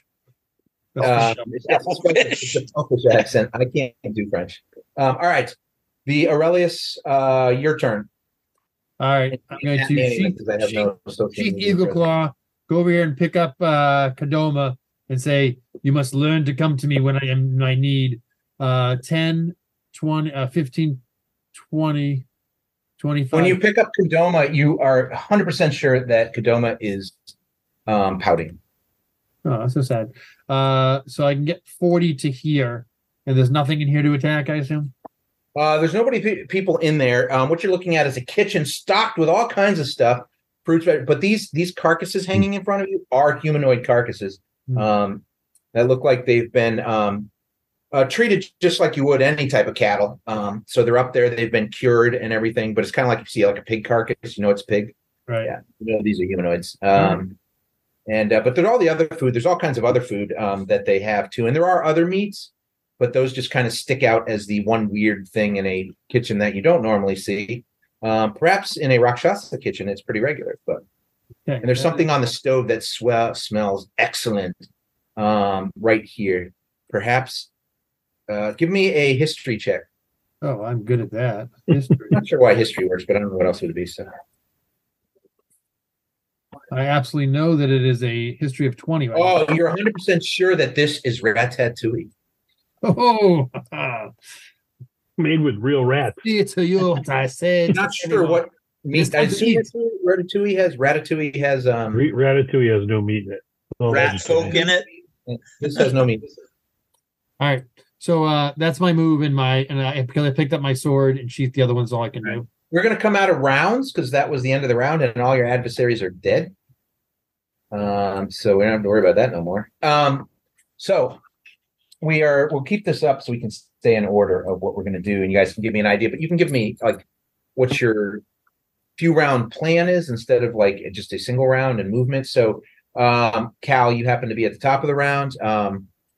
What would you like to do? So the door from with you can kind of see it. Down here is it kind of levels off, and it looks like there's a double door. The doors are look like they're left open. So there's that, and then there's all the bodies. I mean, the room doesn't have that many bodies in it. There's a couple of gladiator bodies that you guys smoked earlier on. A whole lot of charcoal. But the rest is all just ash everywhere. And there's that kind of sulfurous smell in the air that's not too pleasant. For you, Aurelius, it just smells like ratatouille. Is that how you say? Ratatouille. It smells actually pretty good in that kitchen. You're kind of like, ooh, I really want to eat that, but do I eat something that somebody that cuts up humanoids? I mean, do I eat that? I've got a penchant for strange and interesting new things, so we'll see. I'm gonna come. I'll go see what's through this door here. Oh, you left a chest full of coins too. Yeah, we got to get the 20. We'll go back. We're gonna loot the place. I'm gonna open that door and see what's in here. That looks like sleeping quarters for gladiators. It's they're just mats on the floor with really thin. So there's like a straw mat with a really thin mat on top of it, kind of a rolled up cushion, nothing fancy. Some mundane carpets that kind of match the mundane carpets of the room. The carpets are all crimson. There's a lot of blood that's spilled in this training hall, so that may be why the rugs were chosen to be crimson. It also could be because that these Rakshasa are known as the Crimson Veil. But there doesn't look like there's any belongings here at all.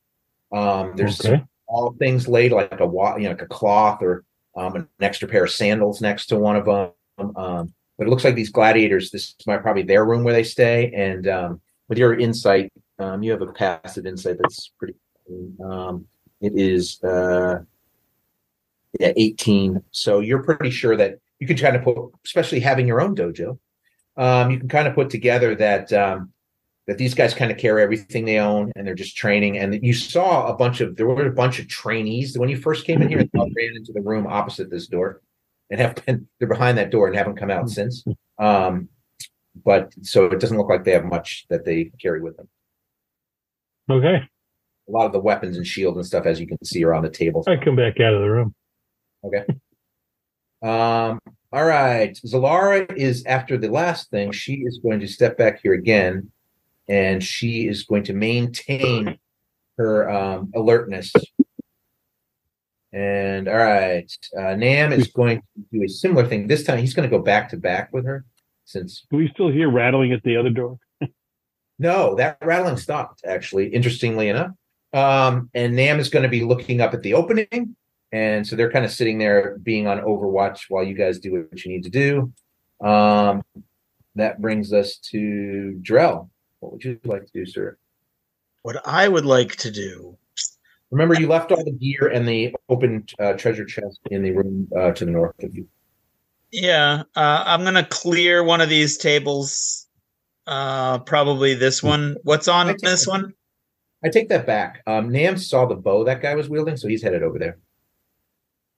What's on this table here? A bunch of shields. Nothing super high quality. They look like they're used mostly for training. Yeah, so I'm going into the room, collecting all of the stuff that looks cool and shiny and glittery, knocking all these shields off and putting it out on this table for everybody to see. Oh, okay. Well, Nam will ask for the bow if you'll let him have. Hey, what are you doing with that bow? Can I use it? You sure can, little buddy. He's like, all right. And don't call me little buddy. Well, you are my buddy, and you are little. He's gonna grab that bow, and he immediately. He's gonna make sure that he'll stay here on Overwatch again, and you can bring all the stuff out there. So as I showed you guys before, there's a long sword. There was the crystal bow, short bow we're calling it, which Nam is now holding. There's the Commodore's breastplate and the Commodore's shield as well. So Commodore longsword, Commodore breastplate, and Commodore shield. If you want to do any identify, they're on the table where Drell is. Az, what would you like to do, sir? Identify those later. I'm gonna do a perception check to see if I hear anything else coming on from the prison area. You want your passive perception as you lean in. Go ahead and roll a perception check too. Perception.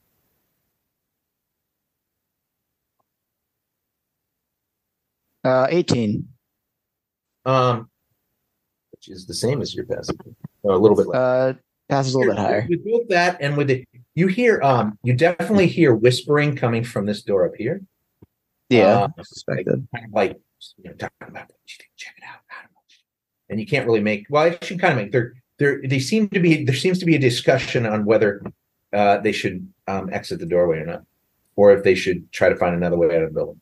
And then down at the bottom of the stairs, it's pretty quiet, but just as you start to give up that there's any sound, you hear kind of this like metal on metal, like ting ting ting ting ting ting ting ting ting ting ting ting ting ting ting ting ting, and then as that one does it, you hear another one join in ting ting ting ting ting ting ting, and then they start joining, and you hear like a collective 3 or 4, maybe a little bit more, sounds of that variations of that metal on metal clanking back and forth. And with that roll, you think it could be like something being dragged along like bars or something to that extent. Does anyone want to check out the prison with me? I'll go with you. I'll be there. All right. So You're half dead. Coming up in your turn, Aurelia. So do the 3 Drell, are you going to go down the prison too? Yeah. Yes. Al's gonna be good at the locks. Nam's like, Zalara and I can hold up here. Don't you worry. You know why? And he jumps up on this table. Well, you know why. I don't even have to say it, and his cloak flaps. All right, so we will take you guys. So I'm going to move you guys. Just bear with me. I'm going to do this. We're cool. Make it life easier here. Where's my 4th party member that I Az there? And then I'm going to grab you guys. And I'm going to copy. And then we're going to move to the dungeon. Okay.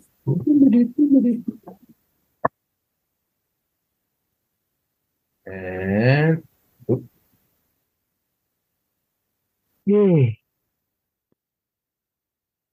and don't move yet until I fix something. There's 1,000 more rock shots down here. That's silly. Oh no, there you all are. You just showed up. A massive mess. There is actually nobody in your field of vision. Those are the guys I copied and brought to the other side, so they're not actually. They all ran upstairs already, and you already defeated them all. So what you see before you, as I get rid of these excess bodies here. So I think you can see what I'm talking about. Oh, the door's not. The door should be open, so let me open those. That'll make it a little easier. All right. Now what you should see is. All right, there you go. So you guys all see that? Nope. Yeah. Move to the map. No. I didn't move the players over there. I forgot again. No. I moved your tokens. Spoke too soon. All right, how about Here we go. that? That's better. So scroll up a little bit. Yeah, there you go. So what you're seeing is looks like the entryway into the dungeon. There's a desk and a ledger right here with a chair there, and that's all you can basically see. I'm looking at Joe's map to get an idea of what you guys can see, and then you can see going straight down and with this lighting down the hallway. Those look like prison cells on either side. So these are the actual prison doors, the barred doors on opposite sides of each other, and there's 1, 2, 4, 5, 6 on either side, and they both go down both sides. There's a gate here between that you have to get past before you can even get to the prison cells. And then this here you can see is that you can just see down in the corner there looks to be a rack with all kinds of type of tools. They're covered in dried blood. There's like different types of blades, plier type instruments, wrenches, saws, just all kinds of nasty torture type implements. Yeah, these guys weren't carpenters, huh? All right. So If they did, they used it on something that is red. They built their houses out of bodies. All right, so you can feel free to move your tokens. Probably just move the people in front first, so you don't have to walk all over each other. But so let's go with Az. Az, do you want to go ahead and go since you? Yeah, I'll start moving along here, so I'll get to here and start going. there's a gate there, isn't it? There is a There's gate a gate. in front of you. Yeah, you can't walk through the gate. Can I? So is the gate locked currently at this point in time? It is currently locked. I mean, you could try to bust it, but I'll wait for Cal in that case because I know it's his thing. I'll do my thing. Yeah, locks are his thing. I'm checking out this section and making sure it's empty. okay. So the north and the south as you walk by, so that appears to be a room with another desk, a more official looking desk, with it's got some just like what's the word I'm looking for? Stationery. That's the word I was looking for. And like a quill and ink there. There's a nice little comfy stool on the back side of it. Has a couple drawers in it. There's, as you can see, a couple beds there, a nightstand in the middle, with some cabinets, a lantern on it. There is a chest to your left, Drell, as you walk in there, a wooden chest. Uh-huh. And then you guys can see south. There's a stretching rack. There's another torture device in the corner. Looks like it is you lock the body in there and the arms, and then your back is splayed out so that it can be done with everything. And there's on the table is a whole bunch more nasty looking type torture tools on the table that's down there as well. I'm going to do two things. I'm going to look at this book right here. Dried blood all over the, what's that? I'm sorry. What was that, Joe? I'm going to look at them. Two things. I'm going to look at this book right here. And then as I walk up to the book, I yell out, I go, "A priest of Sahanin has come to free you all. Fear not." And then the noise, as you guys step through the doorway and your boots hit the floor, that noise stopped. But as you say that, you see the bars aren't wide enough for people's heads to fit out, but you see hands kind of peer out, and some of them have metal cups. Maybe that's what they were banging against the prison. But you see kind of hands peer out there, like, and you can kind of see faces pressed like they're trying to see, but the way the angle the doors are set in, it's really hard for them to see. The book itself, as you say that and you just flip the pages, it looks like a ledger of names and dates.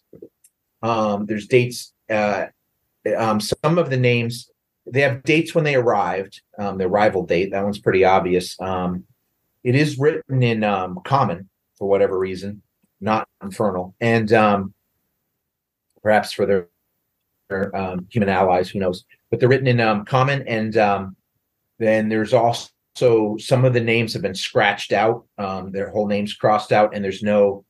So there's also dates when they leave, and it looks like those dates may coincide when there was something to do with being training ready, is how it seems to be phrased.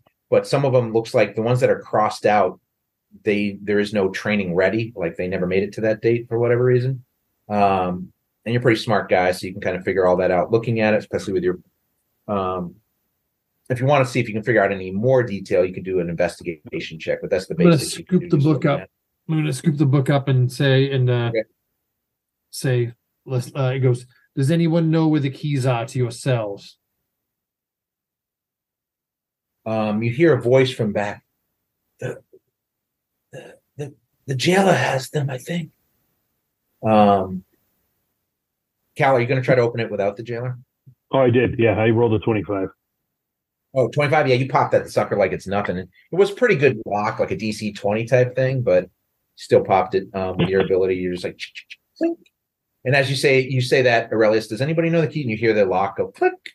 That's as Cal expertly opens it. That's real. This is You guys can your order, man. I'm gonna. The guys' that bodies that disappeared? Did they leave stuff behind, or they besides Iker? They do know I said all their gear always drops to the floor. Okay. So, what do you think about where the one of the lieutenants would have probably made the most sense because he came running up the stairs, but literally there's a piles of armor and weapon in there, and nobody went through all that stuff. Yeah, well, I'm gonna take a couple minutes to go up and see if there's any keys in those two. All right, so you're gonna run up to the stairs. While he's going upstairs, which is not a long time, but just in the couple of rounds that he runs up and runs back while he sifts through all the stuff to find stuff. Drew, what are you gonna do in that room? There is a chest in there. Yeah, I'm going to look at it. I'm going to examine it. I'm going to jostle it with my elbow. See if it looks like it might be trapped. It's a wood and iron bound box of dark wood with some polished iron kind of on it. It's got some strange like chain type design on the front. Okay. Nothing fantastic. It doesn't look like it looks like it has a lock right in the face of it. Probably takes some sort of iron key. An iron Doesn't key. look like, to your expertise, you can roll if you want to try a sleight of hands, but you don't have any thieves tools, so you'd have disadvantage. Yeah. Or I can just hit it with my axe. I hit it with my axe. As you move it, as you lift it up and move it, you hear lots of coins shifting around. Yeah, I don't even hit it with my axe. I smash it on the floor. All right. It's probably not going to open right away, but go ahead and give me a strength test. Well, okay, no, but I'm pretty good at judging how strong things are. Yeah, is it not going to smash easily, so I should use my axe? You feel like with a couple whacks, you could bust the axe, but you're not as dumb as you think you are. So you also think, if I do break this open, I'm going to have to carry all these things. So, but that's up to you. You do think your moon axe would smash this lock with a couple of good swings. I'm sure I smashed it. I'm sure it's not trapped. I put it down and I hit it with the axe. Okay, so go ahead and take a round of smashing at it. You're rolling with advantage. You do have to hit it technically, but with your it's always criticals on objects because so pretty much without wasting all that time, you do smash through it. And you have like 12 seconds before Aurelius shows back up. So you do end up smashing it open. There is no trap this time. No. That's the key to when I come back. But, and you popping the top after you break the lock open. There looks like there's mostly copper pieces in there. Then a couple hundred silver pieces and just over 100 gold pieces roughly, just sifting through it with your hands. We're out of combat. You want me to start just giving you the full amounts on these guys and you guys can split them up? Go ahead when you're ready. Okay. So it's got 1,945 copper pieces, so lots of pennies, 234 silver pieces, and 148 gold pieces. 148. Are you guys cool if I give you the money for the other chest now? Go ahead when you're ready. All right. That had 915 silver pieces, 514 electrum pieces, and 728 gold pieces. Okay.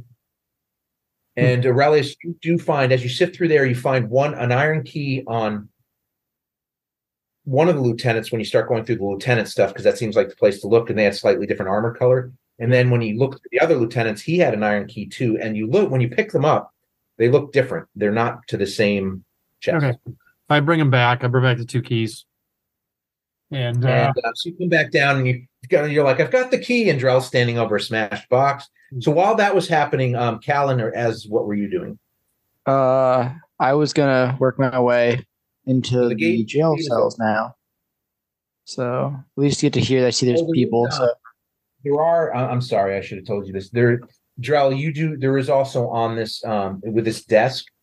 There are the keys. It looks like the keys to the cell are here in their orderly in one of the drawers. Yeah, I would have said something, but okay. Yeah, there's like a ring. You would have smashed the desk.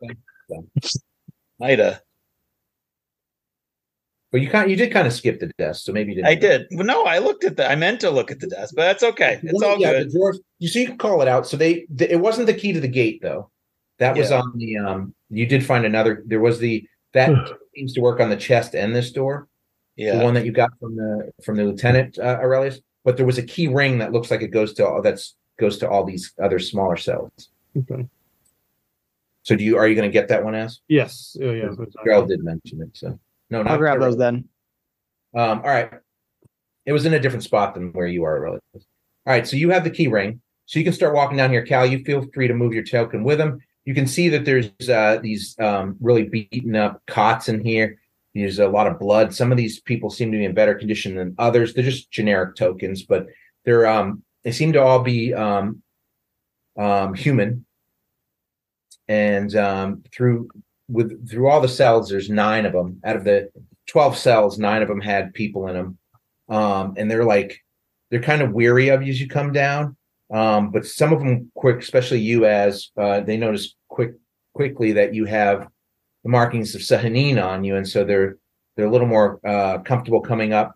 Some of them seem in better shape than others, like maybe they were surviving better, and maybe those are the ones that go on to be trained as gladiators. You're not sure exactly without talking to them, but those are what you see. None of them seem to be like trained warriors or anything. They just seems like they've been, basically with that insight between the two of you, it seems like they've been picked because of their physical attributes, mostly, and then it seems like they try to figure out through whatever process, maybe it has to do with that other room, whether they have the mental and or constitution for becoming their gladiators. So yeah, are you guys opening the cells? I'll start going through the keys. I'll start opening them. They are. I'll ask each one, are you strong enough to stand? By the locks on the cell doors, they have little tiny symbols. You assume they're infernal, and the keys have symbols that match, so you can match them to it, kind of like a number system. So you can figure it out easily enough. I just want to know which of them are able to stand and support themselves, and which of them would need some sort of healing or help. Are they all in the same state, roughly, just for sake of ease?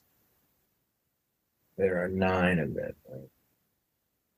So I know they've probably all gone through various trials and tribulations.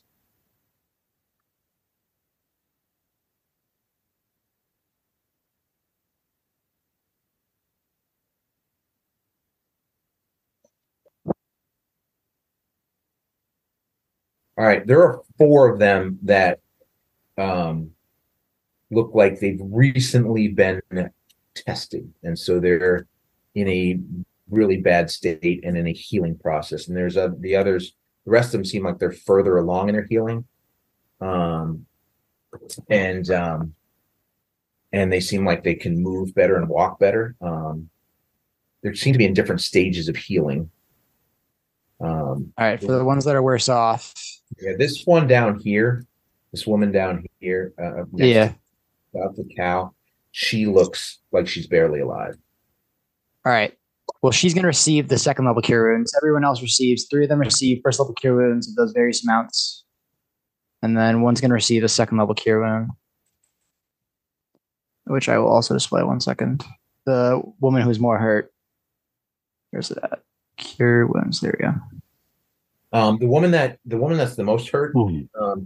The others are very grateful, and they're like, "Bless you, bless Sahanin," as some of the ones that recognize it. Like, thank you. You've all been indoctrinated against your choice. The guys, the ones My that option are for in you. better shape, they're like, well, "What happens now? Are you our master? What is?" You have no master. The woman that's really beaten up, she can't even after you heal her. I mean, she's got multiple levels of exhaustion. So do some of the other really bad ones. So your healing is healing surface wounds, but they're just. So she's a level of exhaustion? What's that? So she's a She level has of exhaustion? Multiple levels of exhaustion. Like she's close to dead. Like 5 levels of exhaustion type thing. So she can't even articulate very well. I'm going to reduce her level of exhaustion by 1 and drop a 5th level on her. Okay. It's a greater restoration. It helps. She looks better.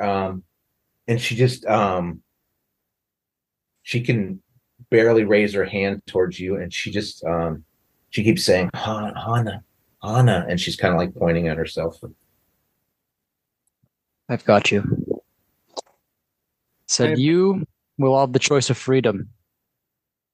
You can do whatever you want now. I have options for you. I know my companions have options for you, but people are free. But I don't want you to ever fall to this fate again.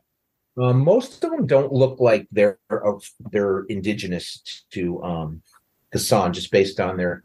Now they could be, because Khassan is a kind of a melting pot degrees, but the majority of people, just because of living in the desert, they're a little darker skin and hair. But they all come from other places. Like a variety from all over the place, and so. If you want to work on returning or trying to find some way back, I can offer you maybe a safe haven in the meanwhile while I figure that out. I follow Azrael around with my little continual flame dagger, and whenever he casts a spell, I go, "May the blessings of Taheen take care of you in your darkest hour." Give me a investigation check, all three of you. I knew I like bringing you to that temple. Investigation check from who? Relis? All three of you. All three of us? Okay. Well, you can join them if you want to, or you can sit there counting coins. It's up to you. I'm already bored with the coins. Okay. You can give me an investigation check if you'd like. Also, I found some flea covered mattresses. Only an 11.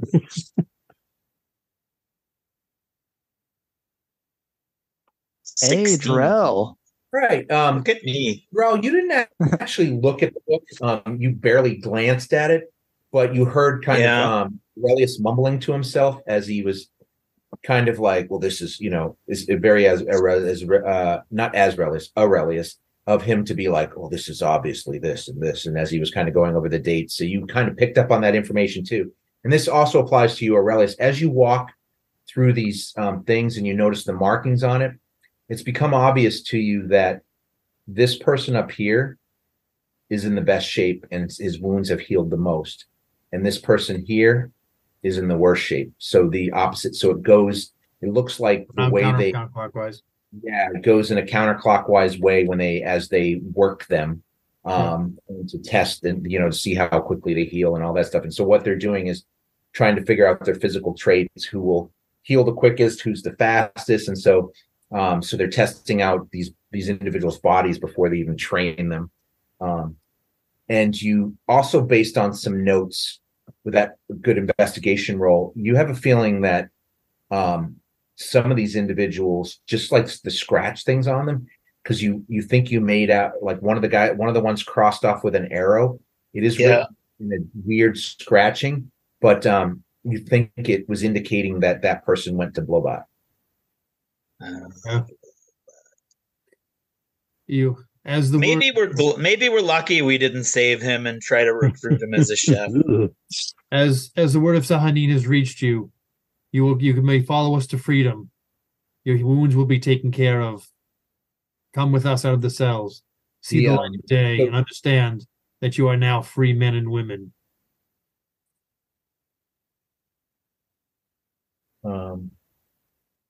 And I'm gonna Hannah.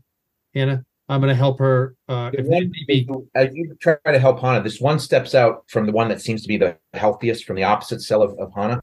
Yeah, and he has his hair's cut really short, but he has the little bit of stubbles of red hair, a little bit of both facial and at top of his head. His skin is pale. And give me any one of you can give me a history check if you want. History? That's right up my alley. I only got a 23. Look. 20. I got a 6. All right. I got a 5. And this actually makes sense because Drell spent most of his life in Khassan. I'm out in the desert. He's seen people pass through. You all immediately look on this person, Cal, and Aurelius, and you're like, this guy's from Hornstag. He's right out of the visually he's like, and he's fairly muscled even in the conditions he's in. He's a little wiry, maybe could put some fat on, but and he has some tattoos that looks like some of it's been cut up with whatever they did to him, but you can still see some which visually is almost like Celtic like or Nordic like, I should say. So he's got that kind of Viking-esque feel to him, which is very much Hornstag. And he says, I am Olaf. He goes, we have nothing. We will go where you tell us to go. But we are everything we had. These Rakshasa took from us. And they, with the promise, if we survive, of glory in the arena. But now we have that. We do not have that either. Ola, you have your life. You have freedom. You have Sahani's blessing. Follow Azrael here. He will show you the way. You need no more than that, and all will be provided. I have never been a follower of the moon goddess, but perhaps it is time. Are you a Marpian? No, I am from No, he doesn't smell that bad. And you will the light. I of the- wouldn't. So I'm doing a history check to see if I would know this. well, Actually, no, I wouldn't know that area and that knowledge of this realm. You will It's a different find that character. the light of Sahanin shines Well, over the you entire history. world, not just Hornstag. Can I make a history check? That's cool. you had a history. You had a 20 on your history check. Well, what I know about Hornstog's whole thing, how they don't technically follow slavery. Well, the 20, sure. You could study. You study. All right.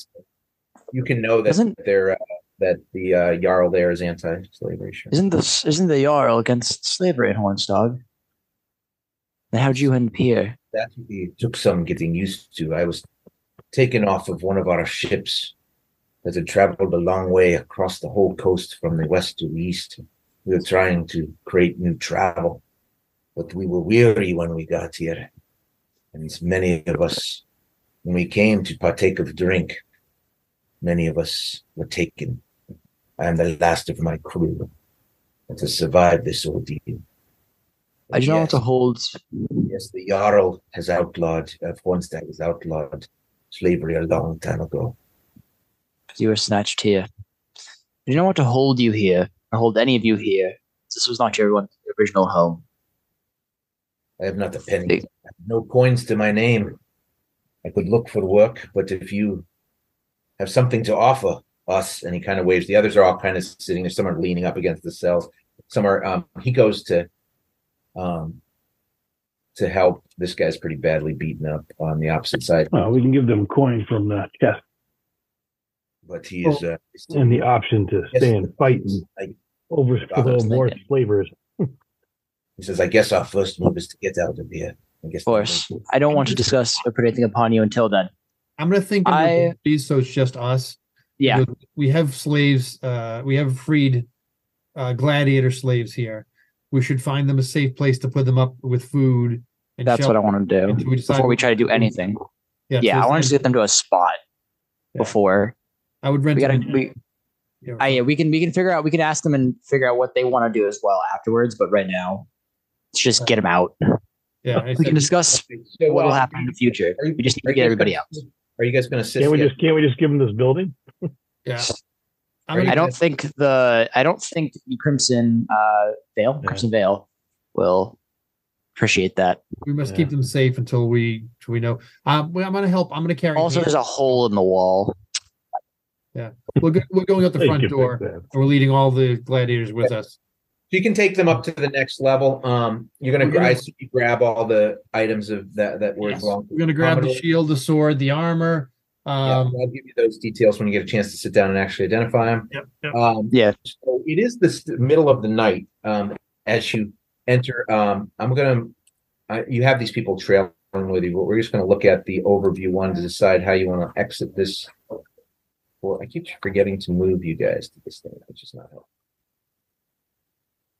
Yeah, There we go. All right. So this is just the overview. There's nobody. You might see some guards on this map. They're not there anymore. Right. So, and this is when you guys are entering in the back. But if you just want to look at the overview of this map, so the wall to the right is actually to the south, right. And you can head back up towards the camel. But you do have those 9 people, and the other thing that you find when you come back upstairs. The gladiators have released these gladiators in training, and there are 1, 2, 3, 4, 5, 6 of them as well. So all in all, you have 10 quote unquote gladiators and 9 of the the people from the dungeon. Are there people in the cages outside when we come outside? Oh, Like this guy? there are some more out there too. Yes, Yeah. there is. There's another guy in the courtyard that is in really bad shape. He was being punished. You find out from the others. So he's like in a torture box style thing. So that person here is he's in almost as bad shape as Ugh, I don't have any more. So we're going to make sure we free them. I really have nothing to offer on my person at this point in time, but I do have a healing kit. If it's for whatever it's, if I feel somebody just can't function, I'll use my a band-aid or what I'll do is I'll accumulate for next session. I'll accumulate a ledger that tells you how. But there's actually, so you had 19 folks, so 10 gladiators and 9 plus 7 more, so 16 prisoners. There were another 7 up in the upper building. So these guys, it looks like they're in pretty good shape. So it looks like they're doing initial training, and they do it maybe in the courtyard, except for the one guy that's being punished. He must have done something wrong based on what you hear. And I mean, he can't really speak to you. Some of the others basically said that he got a little brazen in his training, and so that he's being made an example of. I tell them, take any weapons you can carry that you can use from the tables. Those will be yours to keep. Seems like so all the gladiators are armed to some degree or another. Even the training ones are all wearing leathers.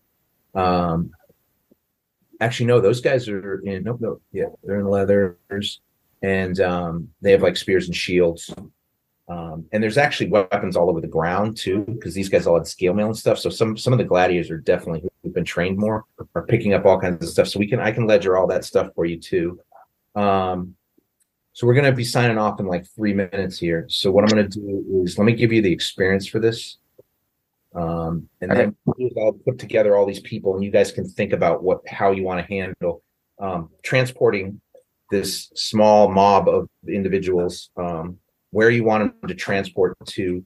There's places where the lupine run, Cal. Mm-hmm. And you have your training facility that's built for big. For like almost twice the size of the people you have in there. So that's available to you. You have there's also the Lunar Temple, depending on, I mean, that's supposed to be secret. Yeah, so you're not sure you want to drag. I don't think I want to do that yet. I want to take those. I'll take them to my people. My gut is either the lupine, or we put them up in an inn just for a couple nights till we figure out where they want to go. If they want to stay they can go to. I mean, also, I think we could bring them. Well, we could bring them to your facility, Cal. Because the thing as well is that you could also, if any of them want to stay long, that's more for you. Well, exactly. We'll give them the option to train with us. Yeah, or train with you, train with me, whatever it is. Go free. We'll give them a few options there and see what they want to go. Because I don't want to. Because they may not be all like, sweet new god. So I don't want to give them that option. I know I 2 season gladiators to be more like my style, but the more like trainee ones, maybe more your style. Yeah. Before you make a decision, just so you know, so Talos and Aslem, which are the two like past champion gladiators, like veterans, they know this area very well. This wing of where the gladiator is. So just so you know, and then also Ferrix and Bashid, which are the other 2 gladiators that were beaten up pretty badly. These are the beaten up ones, yeah. Yeah, they all seem to know this area pretty well. The trainees have they haven't even really left this facility besides moving up in the ranks. But so that's all stuff you can keep in mind. We can make a decision where you want to move them and do it. You can think about that thing.